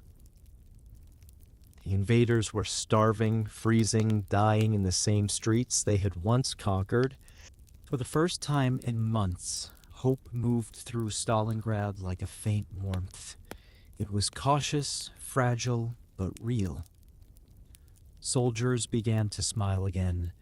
Civilians spoke more softly with a tone that carried something close to belief. One night, as snow drifted outside the shelter, Anya whispered to the children, "Soon it will end. You'll see the sun again." They nodded sleepily, trusting her without question. The next morning, Yuri emerged from the tunnels to fetch supplies. The air was bright and sharp, the sky clear. He looked toward the river where smoke no longer hung as thickly as before. The frozen surface gleamed under the sunlight. For the first time in months, he thought the world looked alive. The cold had not gone away. The hunger remained, but so did the people. Their hands still worked, their hearts still beat, their city still stood. The winter had taken everything except the one thing that mattered most, their will. As dusk settled over the frozen streets, fires burned once more in the ruins. The wind hummed softly through the broken walls. Mikhail sat near one of those fires, his rifle beside him, watching the flames dance. The faces around him were gaunt, the eyes hollow, but the glow reflected there was unmistakable. It was the light of survival. And as the stars appeared over the silent, frozen city, Stalingrad breathed again, not in warmth, but in quiet strength. Beneath the snow, beneath the scars, the heart of the city still beat, steady and human, waiting for the thaw. Part 7, Inside the Factories. Night covered Stalingrad, but the city was not dark. Across the frozen ruins, faint orange light still pulsed through the smoke, flickering like the slow heartbeat of something enormous and alive. It came from the factories, Red October, Barakati, and the tractor plant, the city's iron heart still beating amid ruin. Their walls were torn open by shells, their roofs half collapsed, yet inside, the fires of industry still glowed. The wind outside carried snow through broken windows, scattering it across the factory floors. Where it touched the heat, it hissed into steam. The machines were blackened with soot, their gears warped, their belts frayed. Still they moved, clattering weakly, coughing smoke, trembling with life. Around them, soldiers and workers moved as one, a rhythm of footsteps, shouts, hammer blows, and gunfire. Yuri stood at a lathe, turning a ruined rifle barrel against the cutting wheel. The sparks danced across his gloves, lighting the oil stains on his coat. Behind him, a woman poured molten metal into a mold, her face glowing red in the furnace light. The air smelled of iron, ash, and cold sweat. Each breath burned the throat. They worked in silence except for the clatter of steel and the echo of artillery from outside. When the shelling grew closer, the work did not stop. The factory had become both workshop and fortress. Soldiers crouched behind machines, rifles aimed through the jagged holes in the walls. The workers passed ammunition and water between them. Sometimes when the firing eased, they would switch places, the soldiers taking over the tools, the workers picking up rifles. The lines between them had disappeared long ago. Mikhail entered through a shattered loading bay just after midnight. His uniform was stiff with frost. He carried a message from the command post to the factory overseer, an old engineer named Antonov, whose gray beard was dusted with ash. Mikhail found him near the furnaces, checking the gauges that still worked. "They want to know how long you can keep this running," Mikhail said. Antonov looked up, his eyes red from smoke. "As long as we have breath," he answered. Mikhail nodded. "Then I'll tell them you have plenty left." The old man smiled faintly. "Tell them we'll melt the snow if we must. The city needs fire more than air." Outside, the snow kept falling, covering the blackened ground in a thin white layer that reflected the glow from the factory windows. From the German lines, the sight of those faint orange lights in the distance was unsettling. Soldiers peering through binoculars could see smoke twisting from chimneys that should have been silent. They called it the Hell Factory, a place that refused to die. At night, they swore they could hear hammer blows between the bursts of artillery, a sound that echoed across the ice like a heartbeat.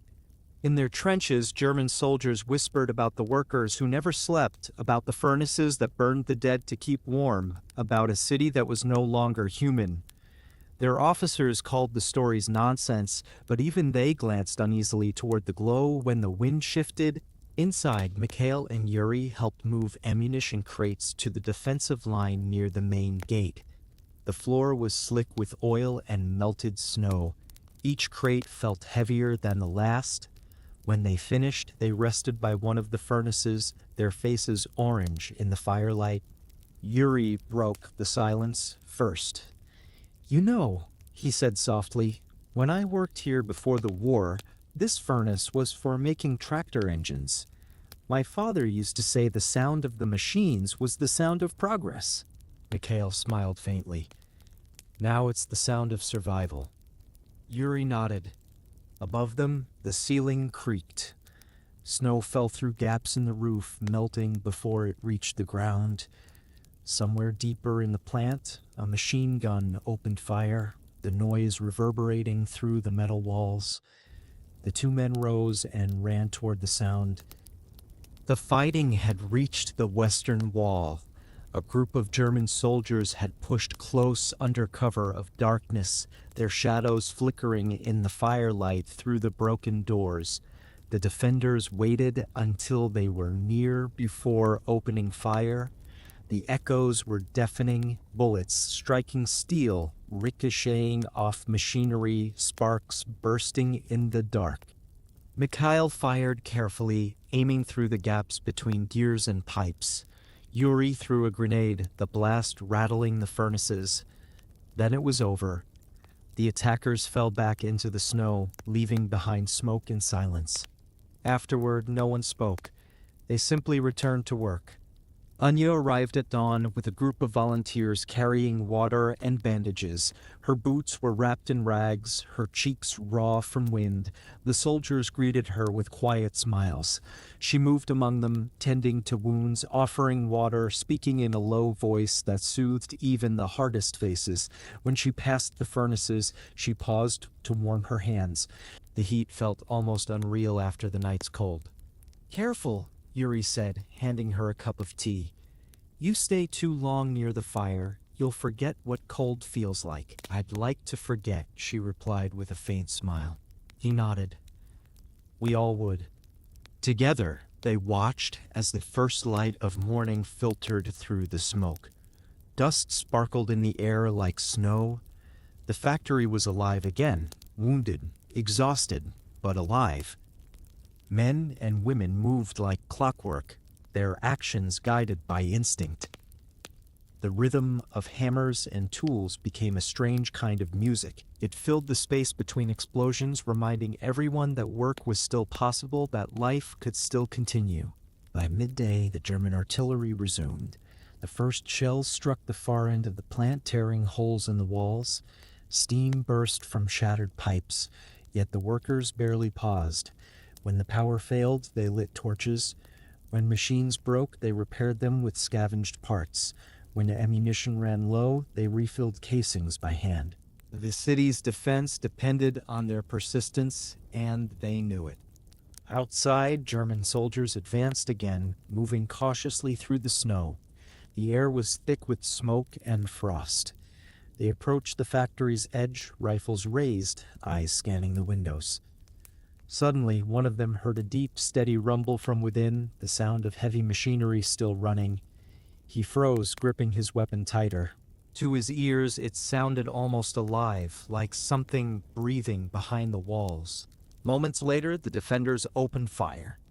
The factory erupted with gunfire, flashes of light bursting from the windows. The Germans fell back in confusion, their footsteps slipping on the ice. Behind them, the red glow deepened, and the hammering began again. Inside, Yuri wiped sweat from his face. The heat and noise were overwhelming. He looked toward Mikhail, who was reloading his rifle beside a stack of gears. "Do you ever wonder," Yuri shouted over the din, "what the world will look like after this?" Mikhail fired once more through a broken window, then lowered his weapon. "I just hope there will still be a world," he answered. That night, the wind changed, carrying the smell of oil and smoke across the river. In the German camp, men stared at the horizon where the factories glowed like dying stars. Some swore they could hear faint singing mixed with the sound of hammers. Their officers dismissed it as wind, but those who had fought near the walls knew better. Inside Red October, Anya helped the wounded while the others repaired the breaches. The floor was slick with melted snow, the walls trembling with distant explosions. She moved from one soldier to another, cleaning wounds, whispering words of comfort. Between the cracks of noise, she could hear someone humming a low, steady tune that carried through the air like a heartbeat. She followed the sound and found Yuri at his station, working by lantern light, the faint melody escaping his lips without thought. "Still singing," she said softly. He smiled. "It keeps the cold out." She nodded and joined in, her voice barely above a whisper. Others nearby heard and added their own. Soon the whole section hummed the same tune, rough, off-key, but warm. Even Mikhail, standing guard near the entrance, caught himself tapping his boot in rhythm. When dawn came again, the snow outside reflected the orange glow from the factory windows. The city was still alive. The furnaces still burned. The machines still moved. And for one more day, the defenders still held the line. Beyond the river, the enemy could only watch the strange light shimmering through the smoke, the pulse of a city that refused to die. To them, it looked like madness. To those within, it was something else entirely. It was proof that Stalingrad still breathed, still created, still endured. The wind carried the scent of iron and smoke across the frozen plains. The fires dimmed, then flared again, and somewhere deep inside those ruins, a hammer struck steel, sending a bright spark into the darkness, a spark that refused to go out. Part 8. Encirclement. The snow had stopped falling, but the cold still clung to everything. To the broken windows, to the frozen streets, to the soldiers' coats that never seemed to dry. Stalingrad was buried beneath ice and silence. Even the artillery had grown quiet, as if the very guns had frozen in their positions. For the first time in months, the city seemed to be holding its breath. Mikhail noticed at first, not in the sound, but in the feeling, a strange tension in the air that was not fear, but anticipation. The Germans were still there, across the ruins and riverbanks, but their attacks had grown fewer. The air raids had stopped entirely. At night, the horizon that once blazed with fire now glowed only faintly. He stood on the river embankment, watching the distant smoke twist slowly into the pale sky. Something had shifted. He didn't know what, but he could feel it. When he returned to his post near the Red October factory, the men were talking quietly, their breath steaming in the cold. One of them held a crumpled newspaper printed days earlier, its edges blackened from the fire he had used to thaw his hands. "They say we've surrounded them," he whispered, almost afraid of the words. "The Sixth Army. Cut off. All of them." Another soldier frowned. "Who says that?" "A courier from the east," the man replied. "He came through last night. He said the ring's closed. The Germans are trapped." They fell silent, listening to the wind whistle through the gaps in the walls. The idea was too large, too incredible to grasp at once. For months they had lived as the hunted, pressed, bombarded, half-starved. Now, to think that the enemy, the same army that had burned their city, could be trapped within its ruins, felt impossible. Yuri heard the same rumor hours later in the factory tunnels. A messenger burst through the entrance, his face red from the cold, his coat crusted with frost. "It's true," he said between breaths. "The encirclement is complete. Our forces have closed from the north and south. Paulus and his men are surrounded." The workers stopped their machines. For the first time since the siege began, the rhythm of hammers fell silent. They looked at one another, stunned, unable to speak. Then someone laughed, a small, uncertain sound that grew louder as others joined in. It wasn't the laughter of joy, but of disbelief, of relief so deep it felt fragile. Yuri leaned against a beam, closing his eyes. The noise of celebration washed over him like warmth. "Trapped," he murmured. All of them trapped. Above ground, the news moved through the city like fire beneath the snow. It spread from one ruined shelter to another, whispered by soldiers, repeated by civilians, carried on the wind. Some refused to believe it until they saw proof. Others crossed themselves and thanked heaven in silence.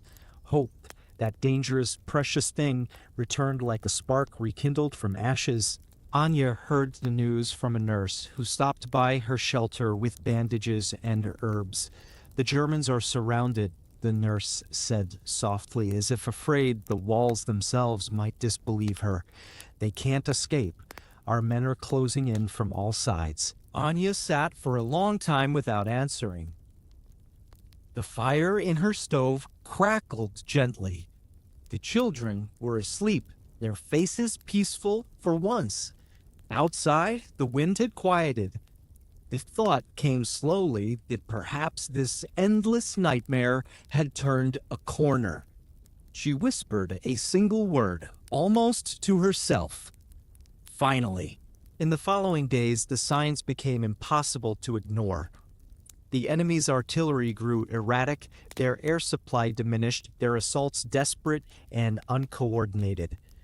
When the shells did fall, they came from closer positions, as though the great army had shrunk into itself. Scouts reported columns of smoke rising not from attacks, but from German encampments, fuel and equipment being burned before the freeze. Mikhail walked through the streets one morning and noticed that the bodies of German soldiers, once so numerous in the open ground between the factories, now lay untouched for days. No one came to retrieve them. The wind covered them slowly with snow. He stood for a moment, watching the white drifts curl over the dark shapes. It was a terrible sight, but also a strange one. The front had stopped moving. The city that once trembled beneath the enemy's advance now stood still while the invaders vanished into the cold. At night, the sounds from across the river changed. There were no longer songs or shouted orders in German. Instead, faint cries carried through the wind, indistinct, drawn-out voices calling for help that would never come. The men on watch listened in silence, their expressions unreadable. No one spoke of revenge. There was only weariness and quiet pity. Inside the Red October plant, Yuri worked by lamplight, repairing a generator that had frozen overnight. The others moved around him, speaking softly, their words carrying a new kind of energy, cautious but real. When the generator sparked to life again, someone clapped him on the shoulder. "Hear that?" the man said with a smile. "The heart of the city still beats. And theirs is failing." Yuri smiled faintly. The light from the lamp cast long shadows against the walls, and in that dim glow he thought of how far they had come. Months ago, the factory had been a graveyard. Now it felt almost alive. Anya worked in the makeshift hospital that had once been a school. Supplies were still scarce, but spirits had changed. The wounded who used to lie in silence now spoke in low voices, sharing news and rumors. Some asked if the Germans would surrender soon. Others wondered if the war would end before the spring thaw. Anya moved between them, her face calm but her eyes shining with something new, cautious hope. In the corridors, she met Mikhail, who had brought in another injured man from the front lines. The two greeted each other with quiet familiarity. "They say it's over," she said as she helped him lower the stretcher. "Not over," he replied, "but turning." She nodded. "Turning," she repeated softly. The word felt right. For weeks, the pattern continued. The Soviet artillery grew bolder, the encirclement tighter. The Germans were running out of food, fuel, and ammunition. Entire divisions were stranded in the ruins they had created. Some tried to break out, but the frozen ground betrayed them. The snow muffled their movements, the cold silenced their engines. Each attempt ended in failure. One night, a German plane circled above the city, dropping flares and supplies to its trapped comrades. The packages drifted down like dark snow, most landing on Soviet-held ground. Mikhail and his men watched from cover as the parachutes settled among the ruins. Later, they gathered the fallen crates. Inside were tins of food, ammunition, and winter coats marked with German insignia. No one wasted time removing the markings.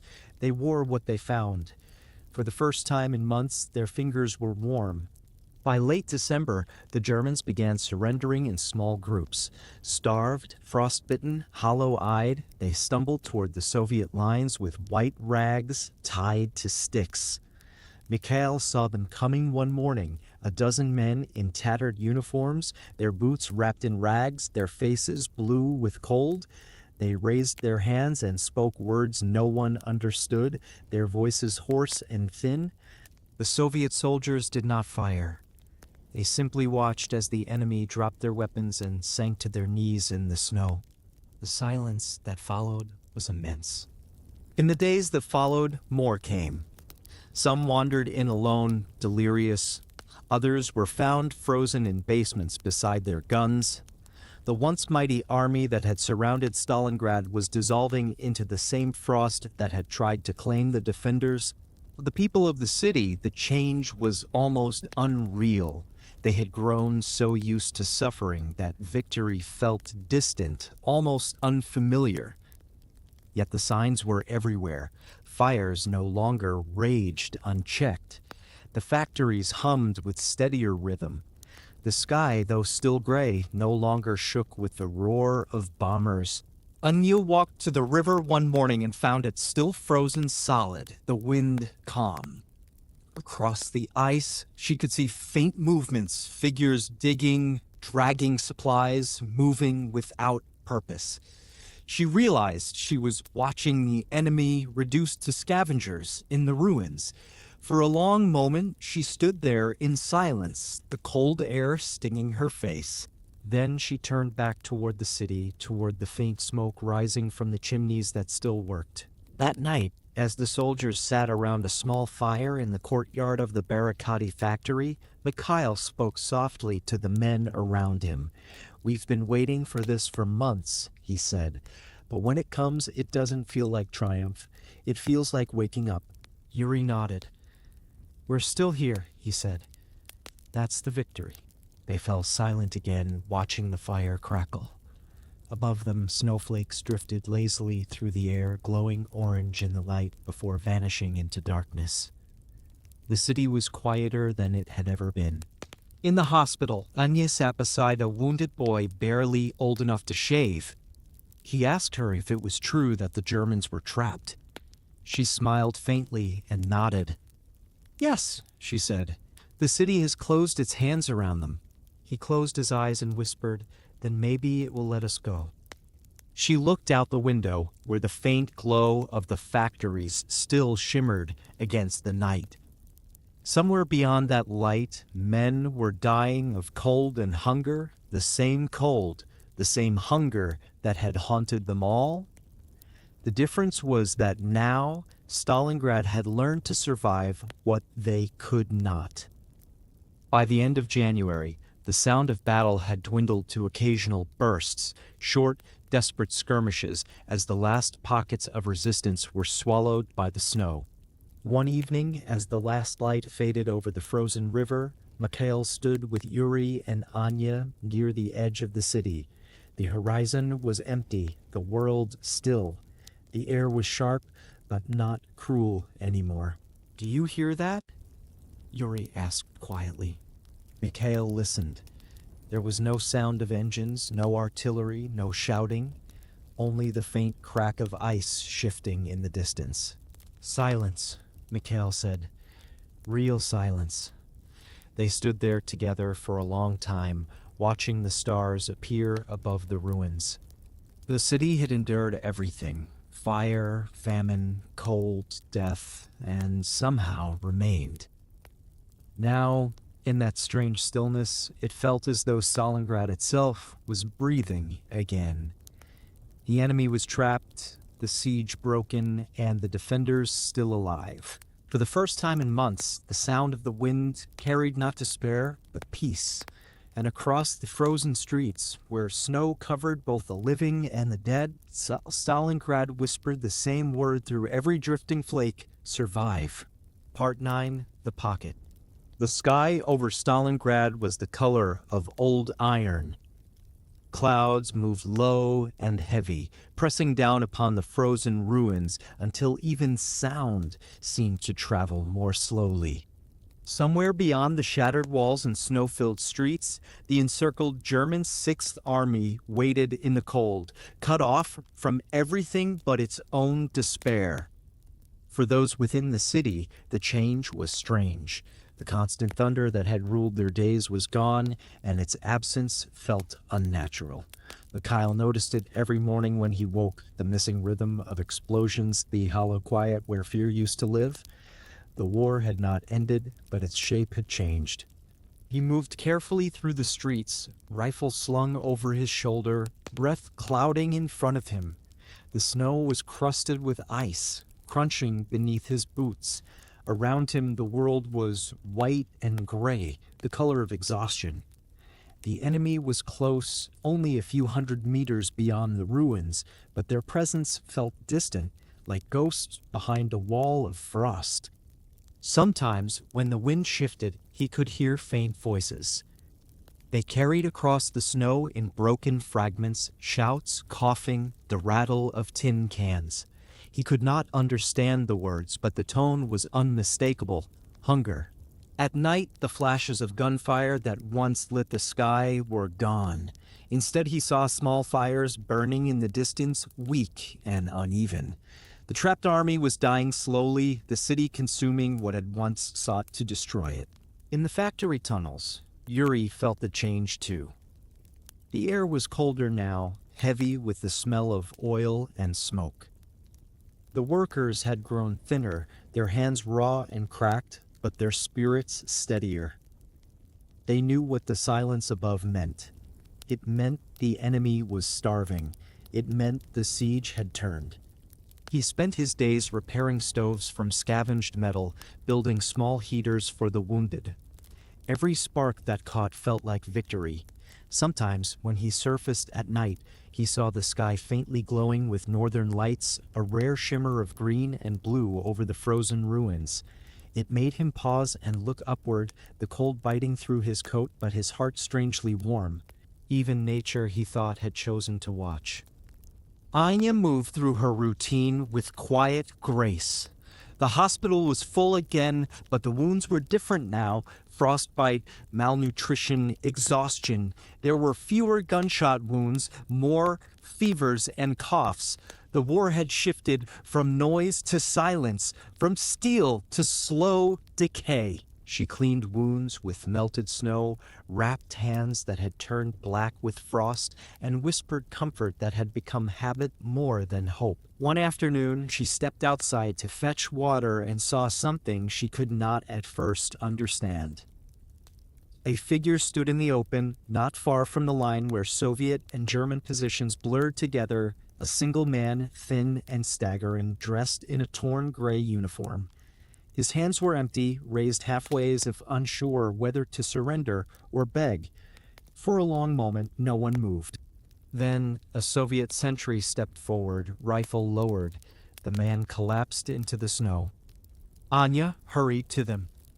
The German was barely conscious, his lips blue, his eyes unfocused. He tried to speak, but no words came, only a rasp of breath. She knelt beside him, pressing a hand to his forehead. He was burning with fever despite the cold. The sentry hesitated. "Help me carry him," she said simply. They brought him to the shelter, laid him near the stove, and covered him with rags. The other patients watched in silence. No one spoke of hatred. The enemy was no longer a monster. He was just another human being the winter had broken. The man did not survive the night. In the morning, they carried him outside and buried him beneath the snow beside the others. There was no marker, no distinction between friend and foe. The earth, what little of it was not frozen, held them all the same. Word spread through the city that surrender talks had begun. No one dared to believe it fully, but the signs were there. The German positions grew quieter each day. Their planes had stopped flying. The air smelled less of cordite and more of cold. Mikhail spent the nights on watch with his unit near the barricade factory. They spoke little, their words muffled by scarves. The men were tired beyond measure, but a strange calm had settled over them, the calm that comes when an ending is close, even if no one knows what it will look like. One evening, he looked toward the horizon and saw faint movement, a long line of figures stumbling through the snow, their shapes barely visible in the twilight. They moved slowly, some supporting others, carrying white cloths tied to sticks. His heart quickened. "They're coming," he whispered. The others rose and watched as the shapes drew closer. There was no gunfire, no alarm. The German soldiers approached in silence, hundreds of them, their faces hollow, their eyes empty. They dropped their weapons one by one and kept walking until they were within shouting distance. Then they stopped and waited. The Soviet commander stepped forward. No one spoke the same language, but the meaning was clear. The line between hunter and hunted had dissolved. The men on both sides were too cold, too hungry, too human for pride.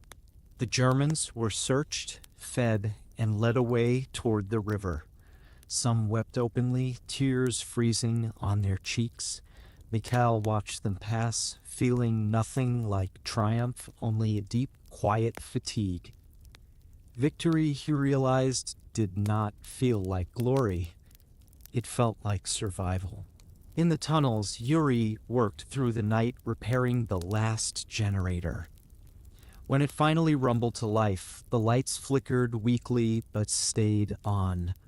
The faint hum filled the air like a heartbeat returning after long silence. The workers cheered softly, their voices tired but full of relief. Above, the city seemed to breathe again. Fires burned steadily, no longer desperate. The people began to clean, to rebuild small corners of the ruins.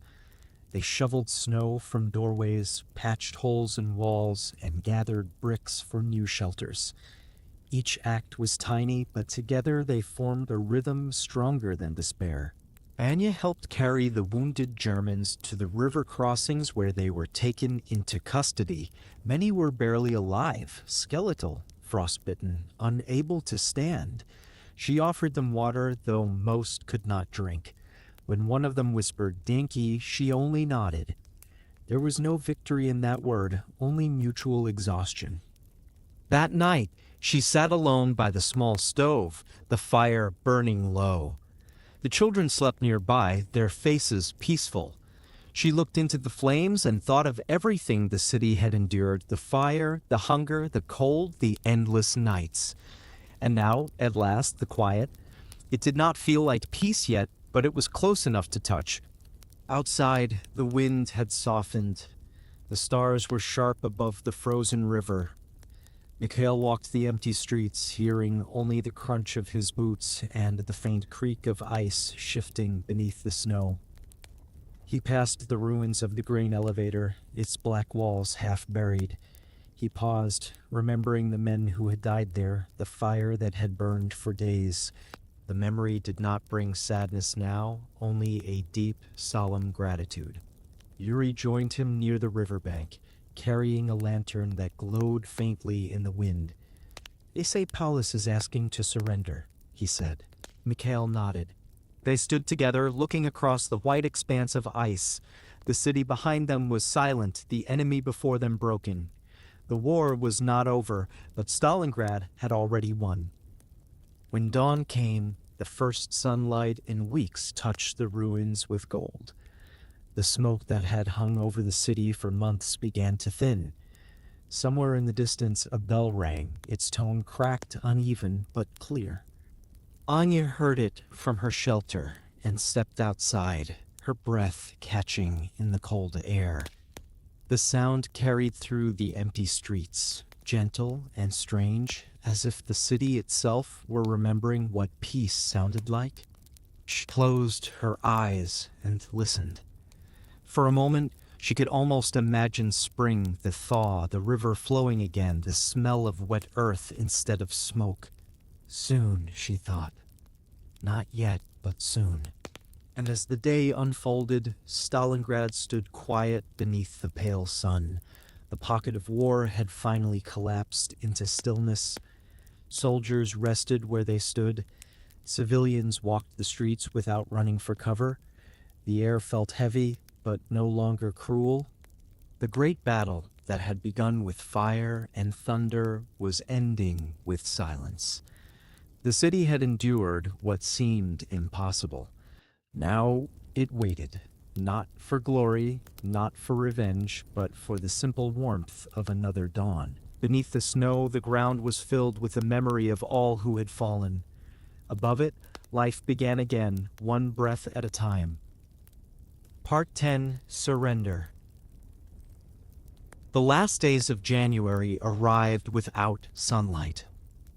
The sky was a pale sheet of white that seemed to press against the earth, the air so cold it burned to breathe. Yet within that stillness came whispers, the kind that moved quietly from trench to trench, shelter to shelter, that the battle was ending, not pausing, not shifting, but ending. Mikhail first heard it from a runner who arrived before dawn, his face cracked with frost, his words barely more than a rasp. "Paulus has surrendered," he said. The sentence hung in the air like something impossible. For months, they had lived in a world where surrender did not exist, only endurance and death. Now, suddenly, the war that had swallowed everything had fallen silent. No one cheered. The men simply stared at one another, waiting for confirmation. When it came, an official message delivered at midday, they listened in silence as the officer read the words aloud.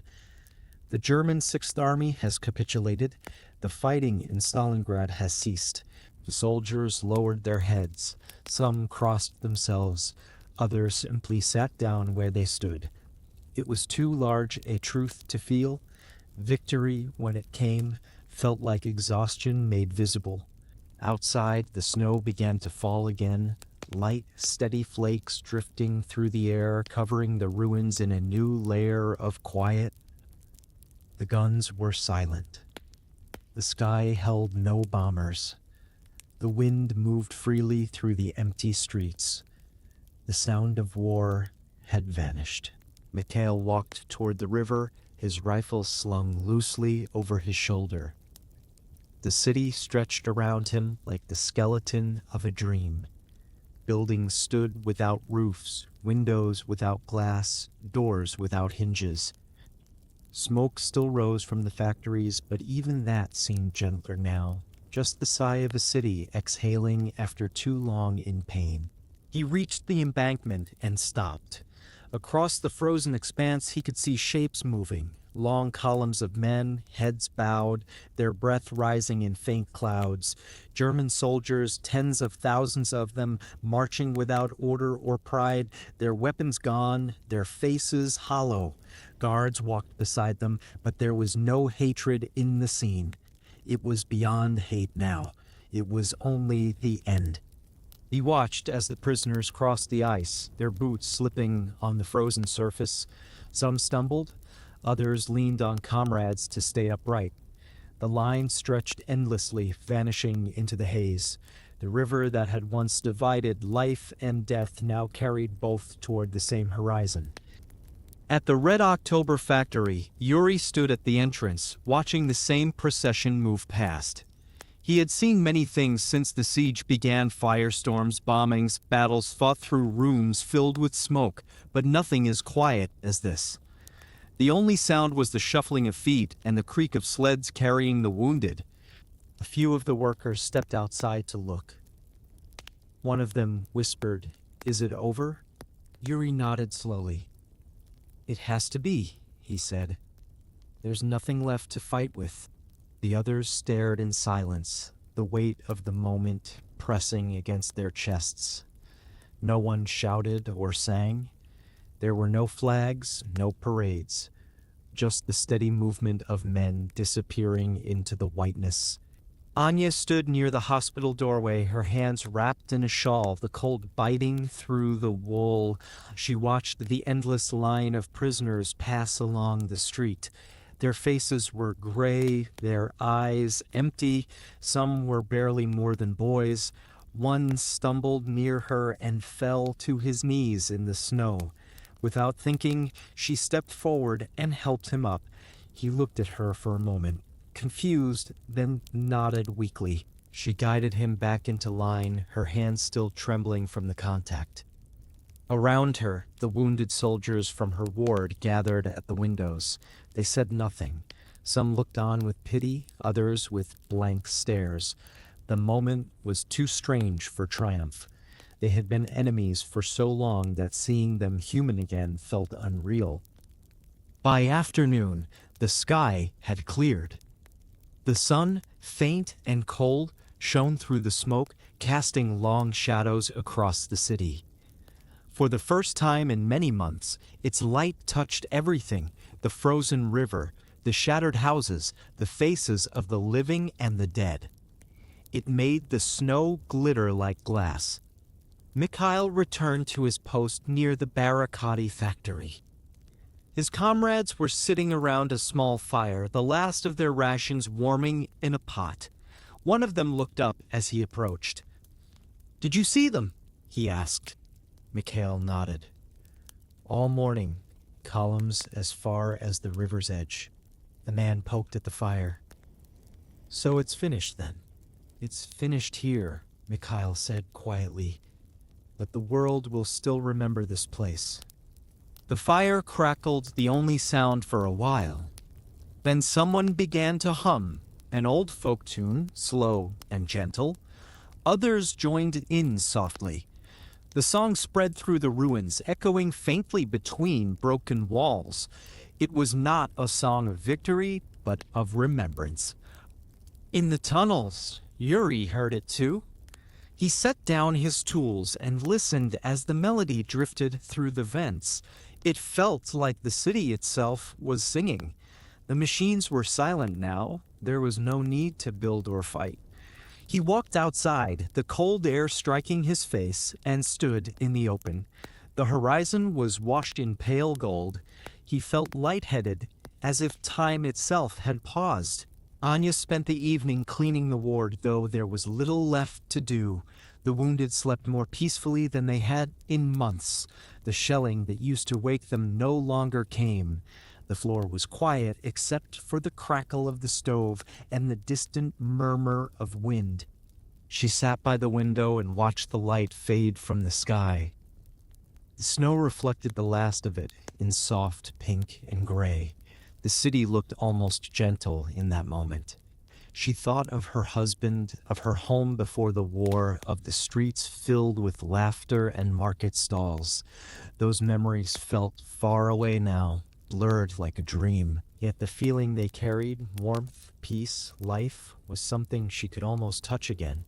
When night fell, the stars appeared clear and sharp against the black sky.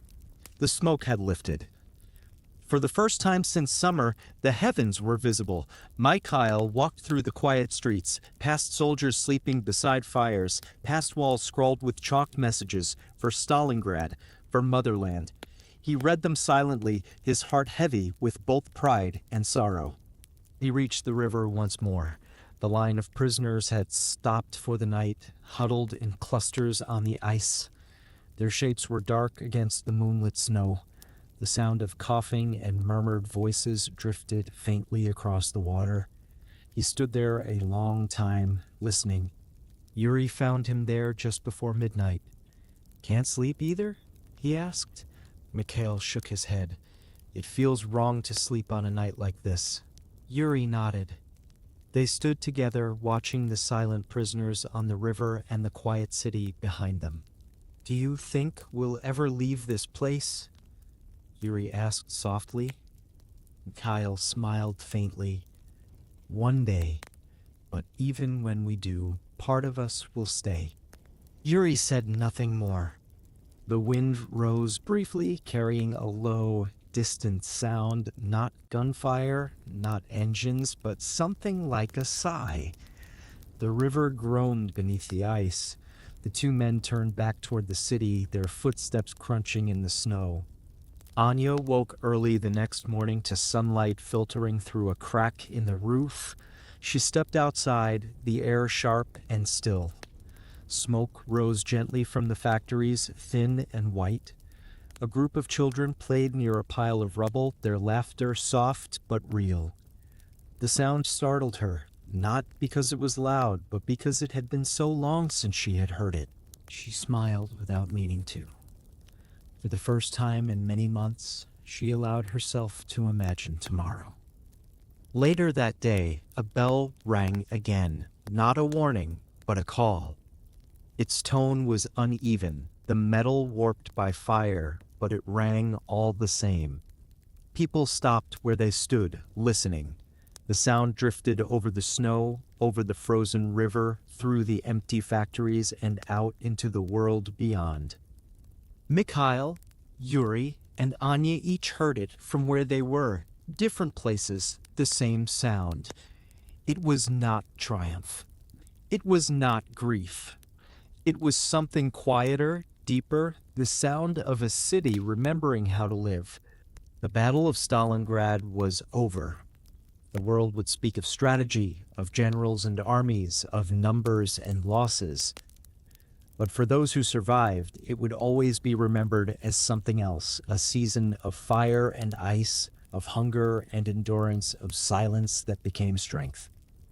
As the sun set that evening, Stalingrad lay beneath its blanket of snow, scarred but breathing. The smoke drifted upward in pale ribbons. The river slept beneath the ice, and from somewhere deep within the ruins, a single spark glowed, small, steady, and human. The city had not won through power or glory. It had won through survival. Part 11, Aftermath. The silence that followed the surrender was unlike any silence the city had known before. It was not the brittle, fearful stillness that came between bombardments, nor the numb quiet of exhaustion. It was deeper, a silence that seemed to breathe, to move through the ruins like a ghost. It wrapped around the city, filling the gaps where gunfire used to echo, and for the first time in many months, it carried no sound of death. The snow had begun to thaw. Water ran in thin rivulets through the streets, carving paths between the shattered stones. The air was still cold, but softer now, the edge of winter fading. Smoke drifted gently from the few chimneys still standing, rising into a sky that no longer glowed red at night. The war was over, at least here. What remained was a kind of fragile peace, fragile enough to break at the sound of a falling brick, yet real enough to hold. Mikhail woke before dawn most mornings. He could not yet sleep through the night. The habit of waking at every distant sound was too deeply carved into his bones. He would lie still for a moment, listening to the quiet, then rise and walk through the streets. The world felt larger now, emptier. The front lines that had once cut through every block had vanished, leaving behind only open space. He passed through what had been the central square. The fountain there was filled with frozen rainwater, its sculpted figures headless, their arms shattered. Around the edges of the square, people were already working, clearing rubble, pulling beams from the ruins, gathering bricks. They worked slowly, methodically, as if afraid to disturb the city's rest. He stopped to help an old man lift a piece of stone. The man nodded in thanks, his hands trembling with cold. "Spring will come," he said. "It always does." Mikhail smiled faintly. "We'll be ready for it this time." Farther down the street, Children played among the debris, their laughter soft but unmistakable. They had turned an old helmet into a ball and were kicking it across the snow. The sound carried strangely through the ruins, bright, fragile, and alive. Mikhail stopped to watch, the corner of his mouth lifting in something close to joy. At the Red October factory, Yuri worked beside a small team of survivors repairing the main water line. The pipes had burst during the frost, leaving the lower levels flooded with ice. They chipped away at it with hammers and shovels, their breath steaming in the cold air. The machines that had once made weapons now stood still, their silence as heavy as their former roar. When they finally broke through to the lower floor, Yuri paused and looked around. The walls were blackened, the windows shattered, yet the smell of metal and oil was still the same. He touched one of the machines gently, as if greeting an old friend. "We'll get you running again," he murmured. One of the others heard him and smiled. "You talk to machines now?" "They were the only ones who listened during the siege," Yuri replied. The others laughed quietly, and for a moment the sound of human laughter filled the vast hall once more. Outside, carts rolled through the streets, carrying supplies from across the river, bread, medical kits, blankets, and letters from distant towns. People gathered when the carts stopped, not to fight for what was brought, but to read the names written on the packages. Some found relatives among the lists, others found silence. Still, they came every day because coming meant believing there was still a world beyond the ruins. Anya spent her mornings at the field hospital, which had moved into the remains of an old government building. The rooms smelled of smoke and herbs. The worst of the wounded had been evacuated. Those who remained were recovering slowly. Some had lost limbs, others their sight, but all of them had survived something they could barely understand. When she wasn't tending to patients, Anya walked the neighborhoods, searching for anyone still trapped beneath collapsed buildings. There were still cries some nights, faint and desperate, from cellars buried under stone. She and a small group of volunteers dug with their hands when they had no tools. Sometimes they found survivors. More often, they found silence. One afternoon, she uncovered a small wooden box in the debris of a house near the river. Inside was a child's doll, its face cracked, its dress coated with ash. She cleaned it carefully with melted snow and placed it by the door of the nearest shelter where the children would see it. That evening, she passed by again and saw that it was gone. She smiled. The city was learning how to live again, one small act at a time. Mikhail, Yuri, and Anya met often in those first quiet weeks, not by plan, but by rhythm. The city's paths always seemed to lead them back to one another. Sometimes they shared food, sometimes silence, sometimes memories. None of them spoke much about the battle. The words did not come easily. The scars were too fresh, the grief too wide. One night they sat together near the remains of a church. Its steeple was gone, but a single bell still lay half buried in the snow. The moonlight glinted on its cracked surface. Mikhail stirred the fire with a stick. "Do you think anyone will believe what happened here?" he asked quietly. Yuri shook his head. "Not the way it was," he said. "They'll speak of it like a story, not like a life." Anya looked at the fire. "Then we'll remember for them," she said. The wind moved softly through the ruins, carrying the faint scent of smoke and snow. It sounded almost like breathing. In the days that followed, the thaw began in earnest. Ice cracked and slipped from rooftops. The river groaned as it loosened under the sun. The first birds returned, thin and uncertain, circling the city before landing on the blackened trees.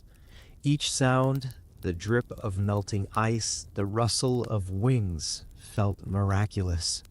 The people began planting small gardens in the cleared patches of ground. They turned the ashes of war into soil. Children carried buckets of water from the river, their laughter echoing through the empty streets. When the first green shoots appeared, they seemed almost unreal, bright against the gray ruins. Yuri built a small forge in one corner of the factory using scavenged bricks and an old chimney pipe. He repaired tools, pots, and hinges for anyone who needed them. People came from all over the district, bringing bent metal and broken locks. The clang of his hammer became part of the city's new rhythm, the sound of creation instead of destruction. Mikhail joined a unit tasked with clearing unexploded shells. They moved carefully, step by step, through the debris. Each discovery was a reminder of how close death still lingered. Yet each safe detonation meant one less threat, one more piece of land returned to the living. He found a strange peace in the work, a purpose beyond survival. Anya's shelter became a meeting place. People came to trade, to share stories, to find names of the missing. In the evenings, she would light a small lantern and read letters aloud for those who could no longer see. Sometimes the words were hopeful, sometimes they were farewells and too late. She read them all with the same gentle voice, steady and calm. One night, as she finished reading, an old woman approached her. "You have a kind voice," the woman said. "It makes the words hurt less." Anya smiled. "They hurt me too," she replied. "But we keep speaking them. That's how we remember." Spring came slowly that year, cautious and pale. The snow melted in patches, revealing ground that was dark and rich. The Volga began to move again, breaking free of its ice. The air smelled of wet earth and smoke. Everywhere, people were rebuilding, not with plans or machines, but with their hands, their memories, their will. Mikhail stood one morning on the riverbank, watching the water flow past. The sound was soft, almost gentle. He could not remember when he had last heard it without the echo of artillery behind it. Yuri joined him, wiping soot from his hands. "It's strange," Yuri said. "All that noise, all that fire, and this is how it ends. Quiet." Mikhail nodded. "Quiet is what we fought for." Anya joined them a few moments later, carrying a basket of bread. She offered them each a piece, still warm from the small clay oven she had built. They ate in silence, watching the river move. The taste was plain, but to them it was the finest meal they could imagine. Around them, the city breathed, wounded, scarred, but alive. The wind moved through the broken windows like a whisper of renewal. Somewhere in the distance, a child laughed. The Battle of Stalingrad was no longer a battle. It was a memory carried in the hands of those who rebuilt its ruins. Every brick lifted, every garden planted, every song hummed in the twilight was part of that remembrance. And as the sun rose higher, melting the last of the snow, Mikhail turned to his friends and said quietly, "We'll tell them someday what it was, how it felt." Anya smiled faintly. "Yes," she said. Today there was work to do, and the city, for the first time in a very long time, was ready to begin again. Part 12, The Ghosts of Stalingrad. Spring returned to the city quietly, as if afraid to intrude. The snow melted slowly, revealing the dark earth beneath, rich with ash and fragments of stone. Puddles formed in the craters left by shells, reflecting the pale sky above. The Volga moved again, wide and restless, carrying the debris of winter downstream, splinters of wood, pieces of ice, the remnants of a world reshaping itself. Stalingrad breathed. It was not the hurried breath of fear nor the ragged breath of pain, but something gentler, a slow inhalation of life returning. The fires had burned out, the guns were gone, but their echoes lingered in the walls, in the stones, in the very air. The living moved among those echoes like careful guests. Mikhail felt it most in the mornings. He rose early before the others and walked through the half-rebuilt streets as mist lifted from the ground. The air smelled of wet earth and coal smoke. Around him, people worked quietly, stacking bricks, repairing doors, clearing paths through the rubble. Yet there was something else in the air, something he could not name. It was as if every movement stirred memories just beneath the surface. He passed by the ruins of a school where the walls still bore faint chalk marks, arithmetic problems half erased by fire and time. The letters blurred, yet he could almost hear children's voices beneath the wind. He stopped for a moment, removed his cap, and stood in silence. The ghosts here were not frightening. They were familiar. Further on, he reached the square where the fountain once stood. The figures had been destroyed, but the basin now held rainwater.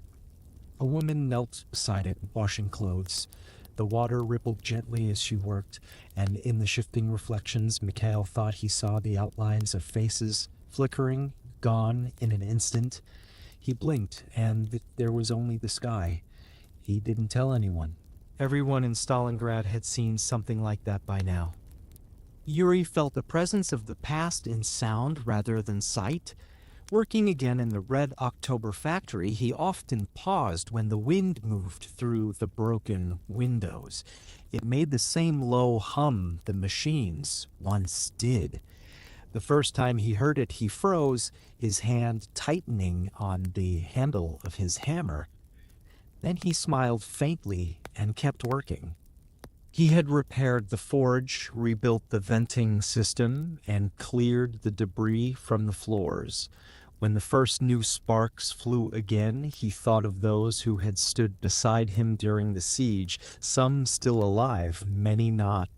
He imagined their faces illuminated by the light of the furnace, their hands working in rhythm. The forge became a kind of shrine, the sound of hammer and anvil, a prayer for the living and the dead alike. One evening, he stayed late after everyone else had gone. The light from the furnace flickered across the empty hall. The shadows moved like figures at the edge of sight, men carrying tools, women passing water, the outlines of those who had once worked there. He didn't look away. "Good night," he whispered softly before closing the furnace door. Anya lived with the ghosts in a more literal way. Her shelter, once a temporary refuge, had become home for many widows, children, men too wounded to rebuild their houses. At night, when the others slept, she often sat awake listening to the sounds of the city. The wind carried voices, sometimes faint, overlapping whispers that seemed to come from nowhere and everywhere. Some said it was the river, others said it was memory.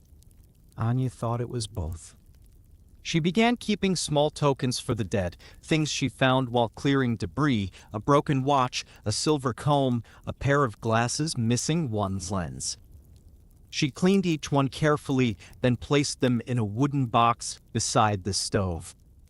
For those who can't come back, she told the children when they asked, so they're not forgotten. One morning, while digging in the garden behind her shelter, she uncovered something else, a rusted helmet with a single bullet hole through the side. Inside it, to her surprise, a small bird had built its nest, lining it with twigs and straw. The sight made her pause. She touched the edge of the metal gently, then set it back down, the nest intact. Life, it seemed, would always find a way to grow where death had tried to live. As spring deepened, the first green appeared across the city. Grass pushed through cracks in the pavement. Buds sprouted on the blackened trees. The contrast was startling, bright color against gray ruin. People began to smile more openly. Children ran barefoot through puddles, chasing reflections, yet the ghosts remained, watching quietly from the edges of sight. Mikhail noticed them in gestures, in the way an old woman brushed dust from a windowsill that no longer had glass, in the way a man saluted the ruins of a building before walking past. They were small acts of remembrance scattered like seeds. The city was learning how to honor its dead without being ruled by them. One afternoon, Yuri invited Mikhail and Anya to the factory to see what he had built. They followed him through the newly cleared halls to a small side room where the walls were lined with bits of metal, gears, and tools. In the center stood a simple iron plaque he had forged from salvaged material. He wiped his hands on a rag and nodded toward it. "For them," he said quietly. The plaque bore no names, only words, to those who worked, who fought, who endured. Anya traced the letters with her fingers. The metal was still warm. "It's beautiful," she said. Mikhail stood in silence, then placed his cap over his heart. "They'd be proud," he murmured. The three of them stayed there for a long time, listening to the steady rhythm of the forge. The sound filled the room, low, even, like breathing. In the weeks that followed, others began creating their own memorials. Some carved initials into walls, others planted flowers in shell holes. Children painted bright colors on stones and placed them in rows along the riverbank.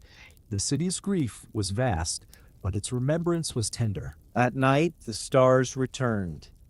The sky, long hidden by smoke, was clear again. Mikhail often walked to the river at dusk and watched the reflections shimmer across the surface. The water moved softly, carrying faint glimmers of light downstream. He imagined them as souls, countless, nameless, drifting gently toward peace. One evening, he saw a lantern floating among them. Someone had set it adrift, a small wooden frame wrapped in cloth, a candle burning at its center. The city, he realized, was full of lanterns now, not all made of flame, but all burning quietly in memory. Anya's shelter grew quieter as people found new homes. She remained, caring for those who had nowhere else to go. At night, when the wind rose, she opened the small window and listened. The city's whispers had changed. They were no longer cries. They were lullabies, stories retold in the hush of the air, carried by the river, softened by time. Sometimes she thought she saw familiar faces in the crowd, men and women she had known who were gone now. She would blink and they would vanish, leaving behind only the warmth of recognition. She never told anyone. In Stalingrad, such things were not strange. They were part of being alive. As the months passed, the city began to rebuild in earnest. New walls rose where old ones had fallen. Streets cleared of rubble showed traces of cobblestone once more. The air filled with the sound of hammers instead of guns. The people moved forward, but never without looking back. Mikhail helped reconstruct the bridge across the Volga. Each beam lifted felt like an offering, each nail driven like a promise. The bridge had been destroyed so many times that it seemed almost alive, stubborn, enduring, eternal.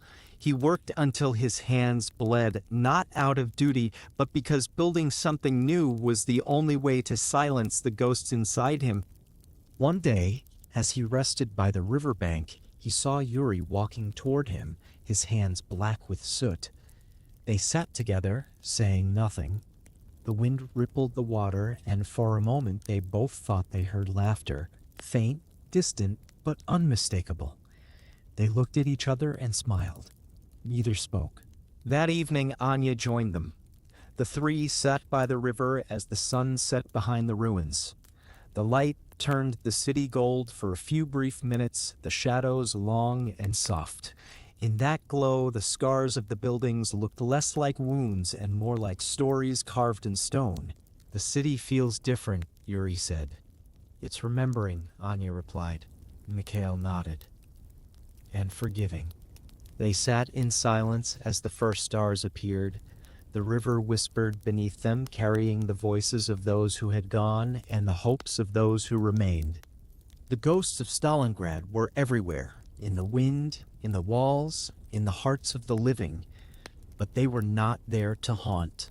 They were there to remind that the city's strength was not born from its walls or its guns, but from its people, and from the love that survived even fire. When night finally fell, the three friends rose and walked home through the quiet streets. The lanterns flickered in windows, the air was cool but kind.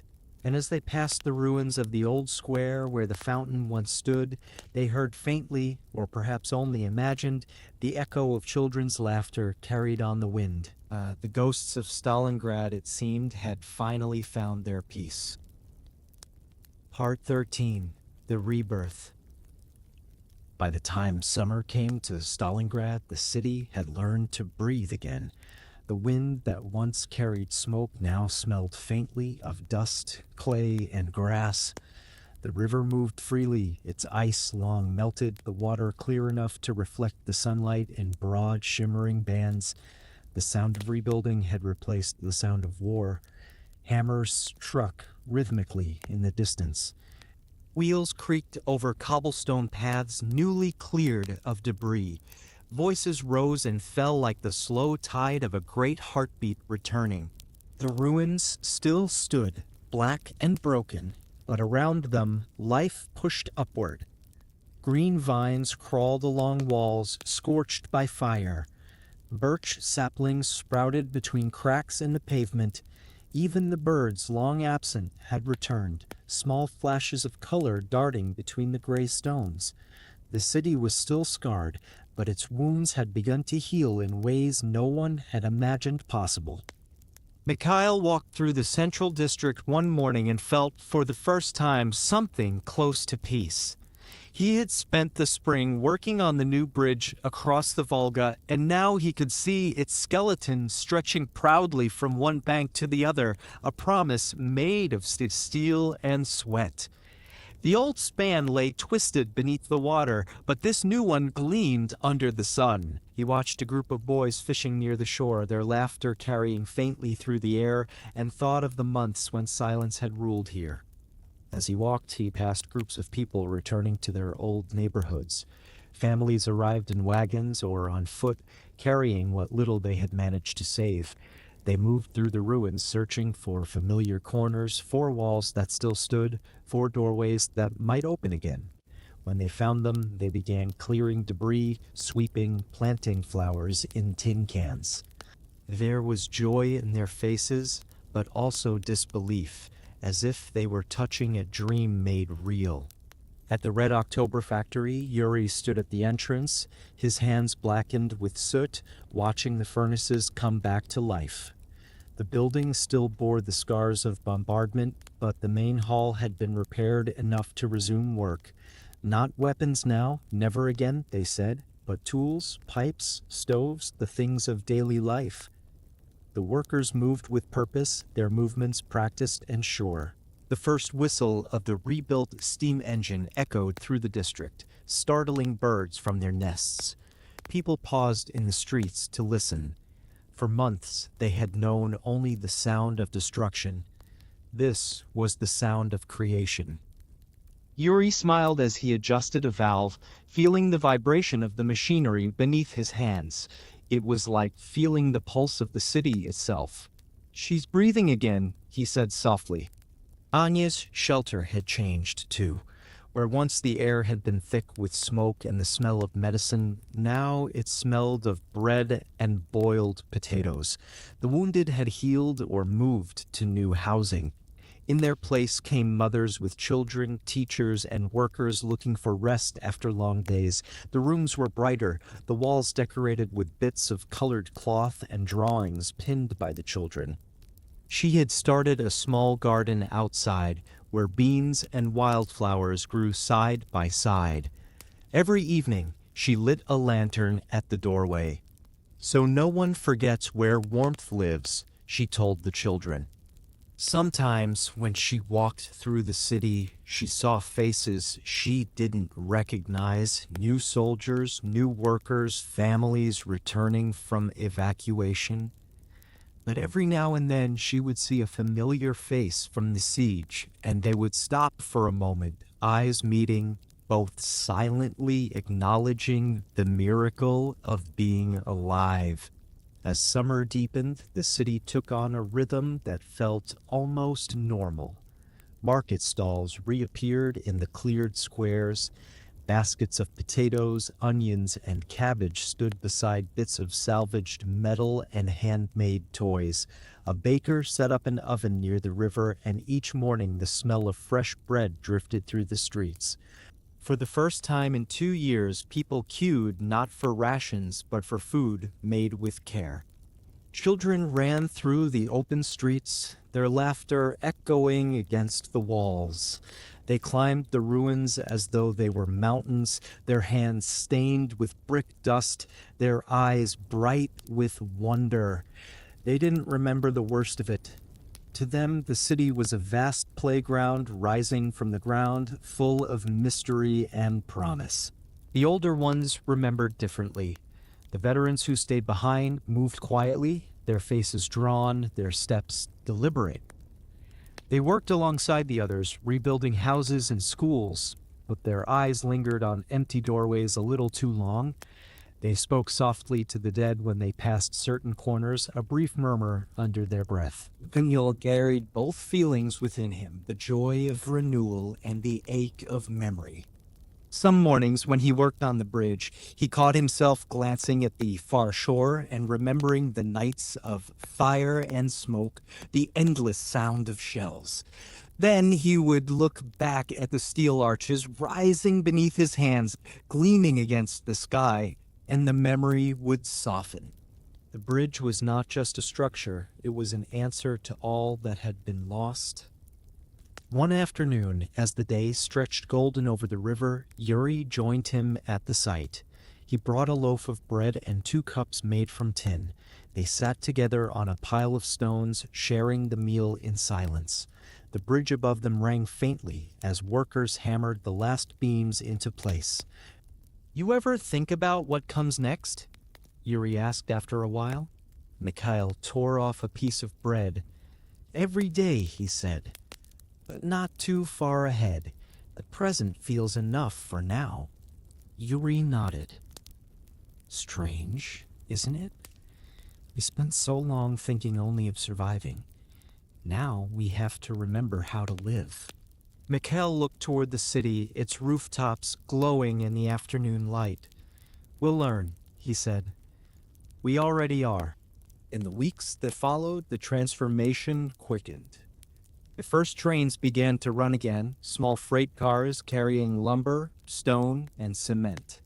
Their whistles echoed across the plains, a sound that made people stop and smile.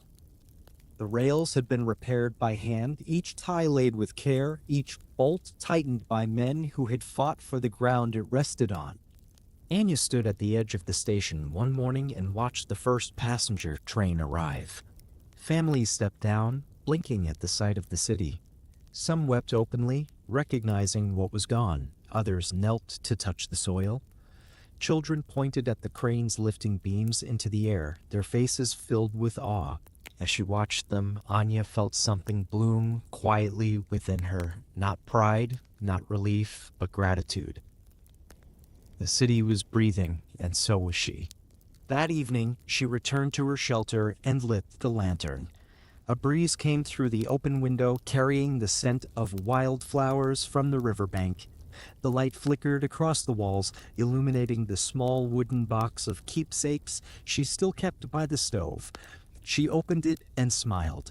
The objects inside, the watch, the comb, the broken glasses, no longer felt like reminders of loss. They felt like foundations, the roots of something living. Outside, the streets glowed with the golden light of sunset. Yuri walked home from the factory, his shirt stained with soot, but his stride easy. Children followed him, asking questions about the machines, the sparks, the fire. He promised to show them one day when the floors were safer. Their eyes lit up at the thought. He passed Mikhail near the square, both of them pausing for a moment as the bells of the reconstructed church rang for the first time. The sound was uneven, the metal still warped, but its tone carried warmth. People stopped in their tracks to listen. Anya stepped out from her shelter and tilted her head toward the sound. The bells rolled over the rooftops, through the open windows, and across the river. The city answered with silence, not the silence of emptiness, but of reverence. For the first time since before the war, Stalingrad was not listening for danger. It was listening for itself. As the days grew longer, colors returned to the streets. Women hung cloths dyed in red and blue from windows. Gardens bloomed along fences rebuilt from scrap metal. Someone painted the words, "We are still here," on a wall near the marketplace, and no one erased it. People began to hold small gatherings, not to mourn, but to celebrate birthdays, weddings, and the simple act of being alive. One warm evening, Mikhail, Yuri, and Anya met again by the river. They sat on the same stones where months earlier they had spoken of ghosts. The water shimmered gold and blue beneath the sunset. A barge moved slowly downstream, carrying timber and bricks toward the rebuilding districts. Yuri leaned back on his hands and sighed. "She's alive again," he said softly, nodding toward the city. Anya smiled. "She never truly died." Mikhail looked out over the river. The wind rippled the surface, carrying the reflections of cranes, bridges, and new buildings rising where ruins once stood. "We didn't just rebuild her," he said. "We became her." They sat in silence for a while, the breeze cool against their faces. The sun dipped lower, the sky glowing with the colors of copper and rose. In the distance, the bells rang again, steadier now, more confident. The city had been broken and reborn, and with it, so had they. When the first stars appeared, Anya rose and looked toward the horizon. "Tomorrow," she said quietly, "I'll plant sunflowers outside the shelter." Yuri smiled. "Why sunflowers?" "Because they always face the light," she answered. They all looked toward the east, where the faint glow of dawn already touched the sky. Stalingrad stood behind them, scarred, sacred, and alive. Its ruins no longer spoke of loss, but of endurance. Its people no longer whispered in fear, but in gratitude. The city that had once been called a grave had become a garden, and as the night settled, the sound of hammers, laughter, and soft voices carried through the air the heartbeat of a city reborn. Part 14, The Long Shadow. The years passed, but Stalingrad never truly forgot. The city changed shape, but its bones remained the same river curving through its heart, the same wind moving down from the steppes, the same silence that came with the setting sun. The scars were still visible if you knew where to look. Some were etched into walls, some into memories, some into the stillness between words. By the time a decade had passed, the city had become a place of paradox, both a monument and a home. Factories roared again, their smokestacks rising high into a clean sky. Trains rumbled through new stations carrying iron, timber, and workers to the edges of a new Soviet dream. Children filled schools rebuilt from stone and steel. To the young, the siege was a story, something whispered by their elders, impossible to imagine. To the old, it was not a story at all, but a shadow that never quite lifted, stretching through time like a faint echo of gunfire on a quiet day. Mikhail had grown older, his hair gone gray at the temples, but his eyes were steady.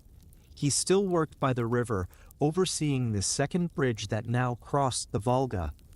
The first had weathered storms and floods, but this one was different, stronger, wider, its supports anchored deep in the earth. He moved with the slow assurance of someone who had seen enough chaos to value stability.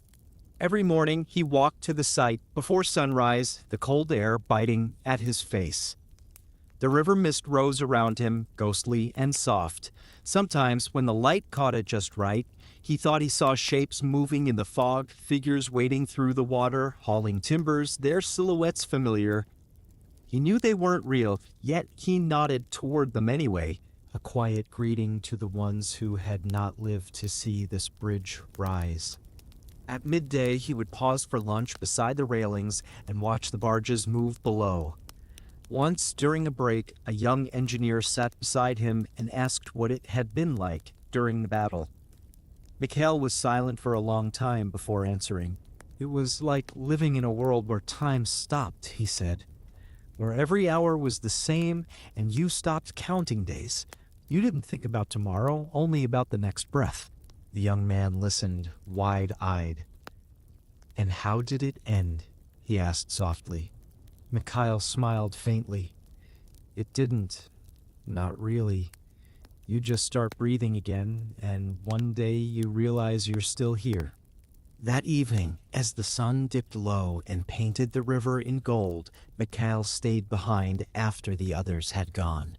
The bridge stretched ahead of him, long, silent, gleaming in the fading light. He ran his hand along the cool metal rail, feeling its strength, and whispered, "We're still here." In another part of the city, Yuri worked in a smaller factory that produced agricultural tools. The war machines were long gone.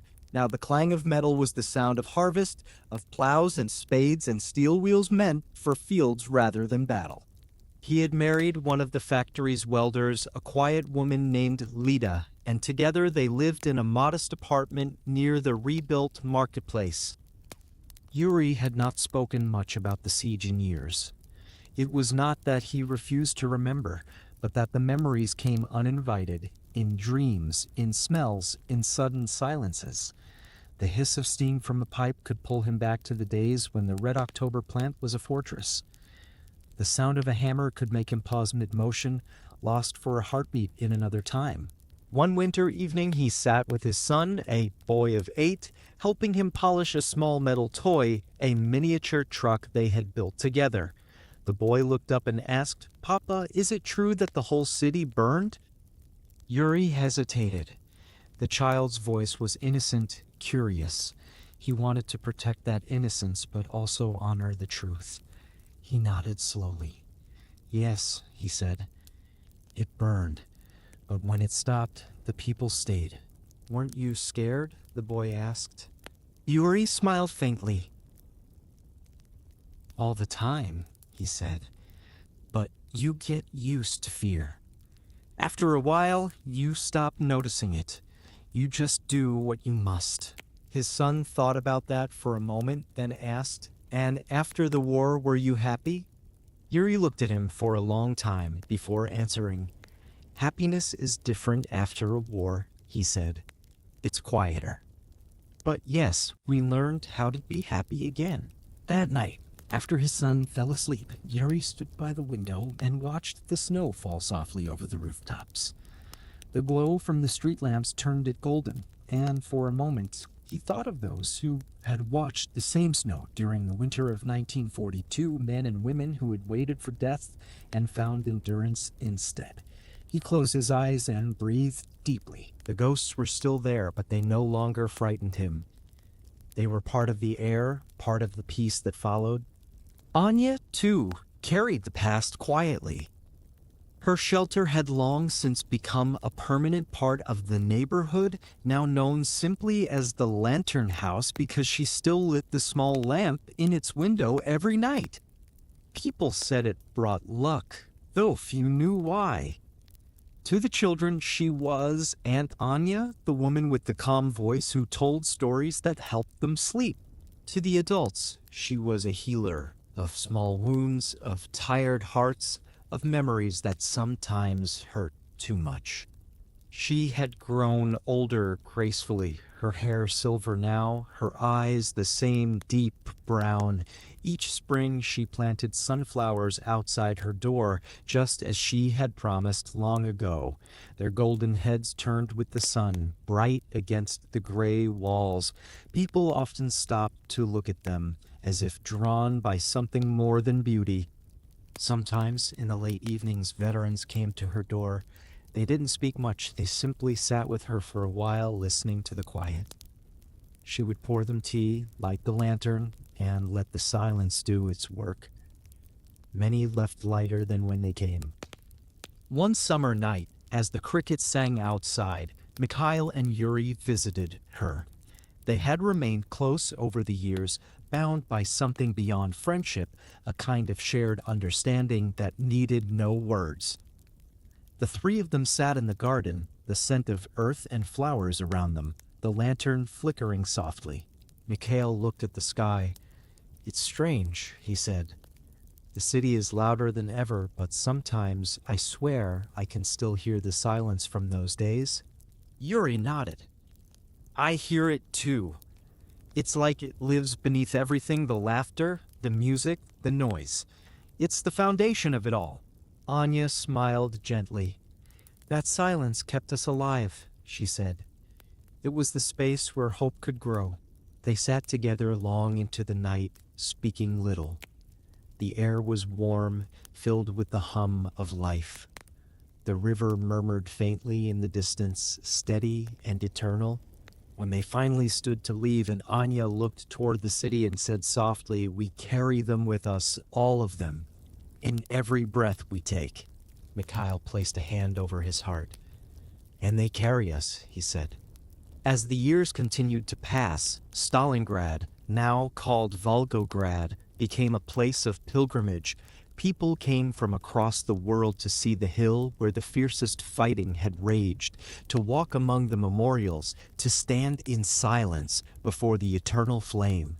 For some, it was history. For others, it was something closer to prayer.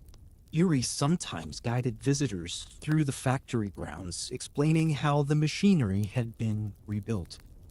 Mikhail stood at the bridge with his workers, pointing to the skyline rising beyond the water. Anya tended her sunflowers and welcomed travelers who came seeking stories.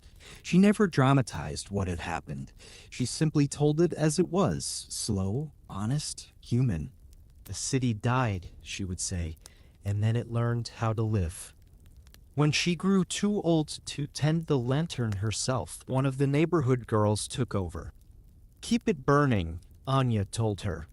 "Even when you don't see it, someone always needs the light." The years went on. The friends met less often, but their bond remained unbroken, 3 lives interwoven by memory. When Mikhail crossed the bridge in his later years, he always stopped midway to look back at the city. The skyline had changed, new towers rising beside the old factories, yet beneath it all, he could still trace the outlines of the ruins he once knew. He would whisper quietly, "We kept our promise." And in the wind that moved off the river, he almost always imagined an answer, faint, soft, but real. The shadow of Stalingrad never vanished. It stretched quietly behind every street, every building, every life touched by its endurance. But it was no longer a shadow of fear. It was one of remembrance, long, gentle, and constant, cast by the light of everything that survived. And in that light the city lived on, strong, solemn, and forever aware of what it had once been asked to endure. Part 15, The City That Remembers. I have known silence deeper than any sea, and fire brighter than any sun. I have heard the roar of machines and the whisper of prayers. I have been broken and remade, scarred and healed. I am Stalingrad, once ash, now earth, always memory.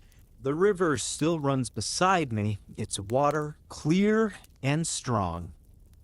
It remembers too. Beneath its surface lie fragments of bridges, bones, and steel, pieces of all who crossed it, fought by it, died near it, and were carried away by its current. When the wind moves across the water, it brings whispers from the past, not of despair, but of endurance. Every ripple tells a story of survival. I remember the winter when the world stopped breathing. I remember the cold that froze the air solid and the cries that never faded. I remember the smell of smoke that clung to everything, to the walls, to the snow, to the hearts of those who stayed. The night sky glowed red for weeks. brighter than any dawn, as though the stars themselves were burning. But I also remember the footsteps, thousands of them that refused to stop. Men and women who carried buckets of water through fire. Children who whispered lullabies beneath ceilings ready to fall. Soldiers who stood in the ruins not because they were fearless, but because there was nowhere left to go. They were my pulse then. Each breath they took was my own. When they starved, I starved. When they froze, I felt the cold settle into my stones, and when they endured, I endured with them. Together, we became something greater than ruin. When the guns fell silent, I was a ghost of myself, only walls and ashes. The river froze that winter, and the world above it stood still. The men who came to rebuild looked upon me with disbelief. They called me lost, but I was not lost. I was waiting. Beneath the rubble, life still stirred. Mikhail was among them. I remember his steady hands lifting stones one by one, his breath steaming in the cold. He never cursed the weight. Each brick he placed carried purpose. I watched him through the years as he built my bridges anew, silent arcs of steel that rose over the water like prayers in metal. Yuri was my voice of labor, the rhythm of hammer and anvil that filled my empty halls. His laughter echoed through the red October factory when he repaired the first machine after the siege. To him, I gave the gift of rhythm, the cadence of creation. His hands turned broken iron into tools, weapons into harvest, destruction into life. Anya was my heart. She lit a lantern in my darkness and kept it burning through every storm. Her hands healed what could be healed and held what could not. Children grew beneath her care, learning to laugh again in the shadow of ruins. When she planted her first garden, I felt the roots press into my soil like forgiveness. Every flower she grew was a promise that the world would go on.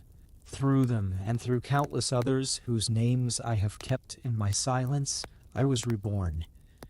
They gave me back my breath. Years passed. My wounds closed, though their outlines never faded. The bridges shone bright in the sun. The factories roared once more, but their rhythm was different now, not a march of war, but a hum of living. Schools filled with the chatter of new voices, streets filled with music again, soft and hesitant at first, then bold. Sometimes, on quiet evenings, I can still hear the echo of the siege beneath the new sounds, a faint heartbeat hidden under the laughter and the trains. The living do not notice it anymore, but I do. It is part of my foundation, the music of endurance.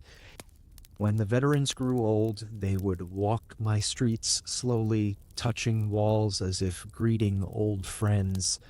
They did not need words. I spoke to them through the warmth of the stone beneath their hands. I remembered for them every name, every face, every whisper carried on the wind. Anya's lantern burned for decades. Even when her hands trembled too much to light it, others came to keep it glowing. They did not know why it mattered, only that it felt right, that it brought comfort. Light remembers even when people forget. When she passed, the city mourned quietly. The lantern stayed in the window, its flame kept alive by the children she had once cared for. At night, I watched its glow move softly through the mist, a small sun that never rose, never set, just stayed. Mikhail, too, grew older. He walked my bridges until his knees could no longer climb. On his final morning, he sat on a bench by the river, watching the water flow. The sun rose golden on the steel he had built, and he smiled. He left without a word, as if becoming part of the river itself. I carry his reflection still. Yuri worked until his hands grew stiff with age. Even when his eyes dimmed, he could find the shape of every tool by touch. The last piece of metal he forged was a bell, small, imperfect, but beautiful.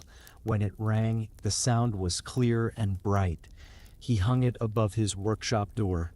Long after he was gone, others who passed by would ring it once, and the sound would drift into the sky like a memory kept alive. I hold all these things. Every sound, every footprint, every heartbeat. They are written into me layer by layer, in brick, in dust, in wind. Now, when visitors walk my streets, they see statues and monuments, the motherland rising high above the hill, the eternal flame burning without end. They take photographs, they speak in hushed voices, they try to imagine what it was like. But they cannot feel what I feel. They do not hear the whispers beneath the surface. They do not sense how the ground still hums faintly at night, how the river carries voices on its current. I do not blame them. The living are not meant to carry the full weight of memory. That is my burden, and I bear it willingly. Yet I do not grieve. I am proud. The shadow that once fell over me has become light, long and soft, stretching across time. It reminds the world that even in the deepest darkness, endurance is possible. When the wind moves through my streets now, it carries two kinds of sound. The first is life, laughter, footsteps, the rush of the river. The second is memory, a murmur beneath the noise, steady as a heartbeat. Together, they are my song. I am not only the city that burned, I am the city that learned to live again. Each dawn, when the sun rises over the Volga, I feel warmth spread through my stones. The light touches the bridges, the factories, the gardens, the homes. It reaches the memorial on the hill where eternal flame meets the morning air. And in that moment, I breathe deeply and remember them all, Mikhail, Yuri, Anya, and the countless others who gave me their strength. Their voices are the quiet I keep. Their courage is the foundation I stand on. Their love is the reason I still live. And when the day ends and the stars return above the calm river, I whisper to the night, not in grief, but in gratitude. I remember. The wind answers softly, rustling through the trees, brushing over the water, carrying my words beyond the horizon. And so I endure, not as a ruin, not as a monument, but as a living memory. I am Stalingrad. Thank you for joining this long journey through the heart of Stalingrad, a place that knew fire and ice, despair and endurance, and somehow still learned to breathe again. If there is one lesson this city leaves behind, it is that strength does not always roar. Sometimes it whispers. It hides in the hands that rebuild, in the voices that forgive, in the quiet rhythm of a lantern burning through the night. Long after the noise fades, memory remains, not as a wound, but as a light. Every city that rises again carries within it the proof that life is stronger than ruin and that kindness survives even where hope once seemed impossible. As the river flows beyond the horizon and the night settles gently over the ruins, let the story rest now. Let the silence speak for those who can no longer speak themselves. Breathe deeply. Feel the calm return. This was the battle for Stalingrad, the city that remembers. And now it is time to sleep. Good night.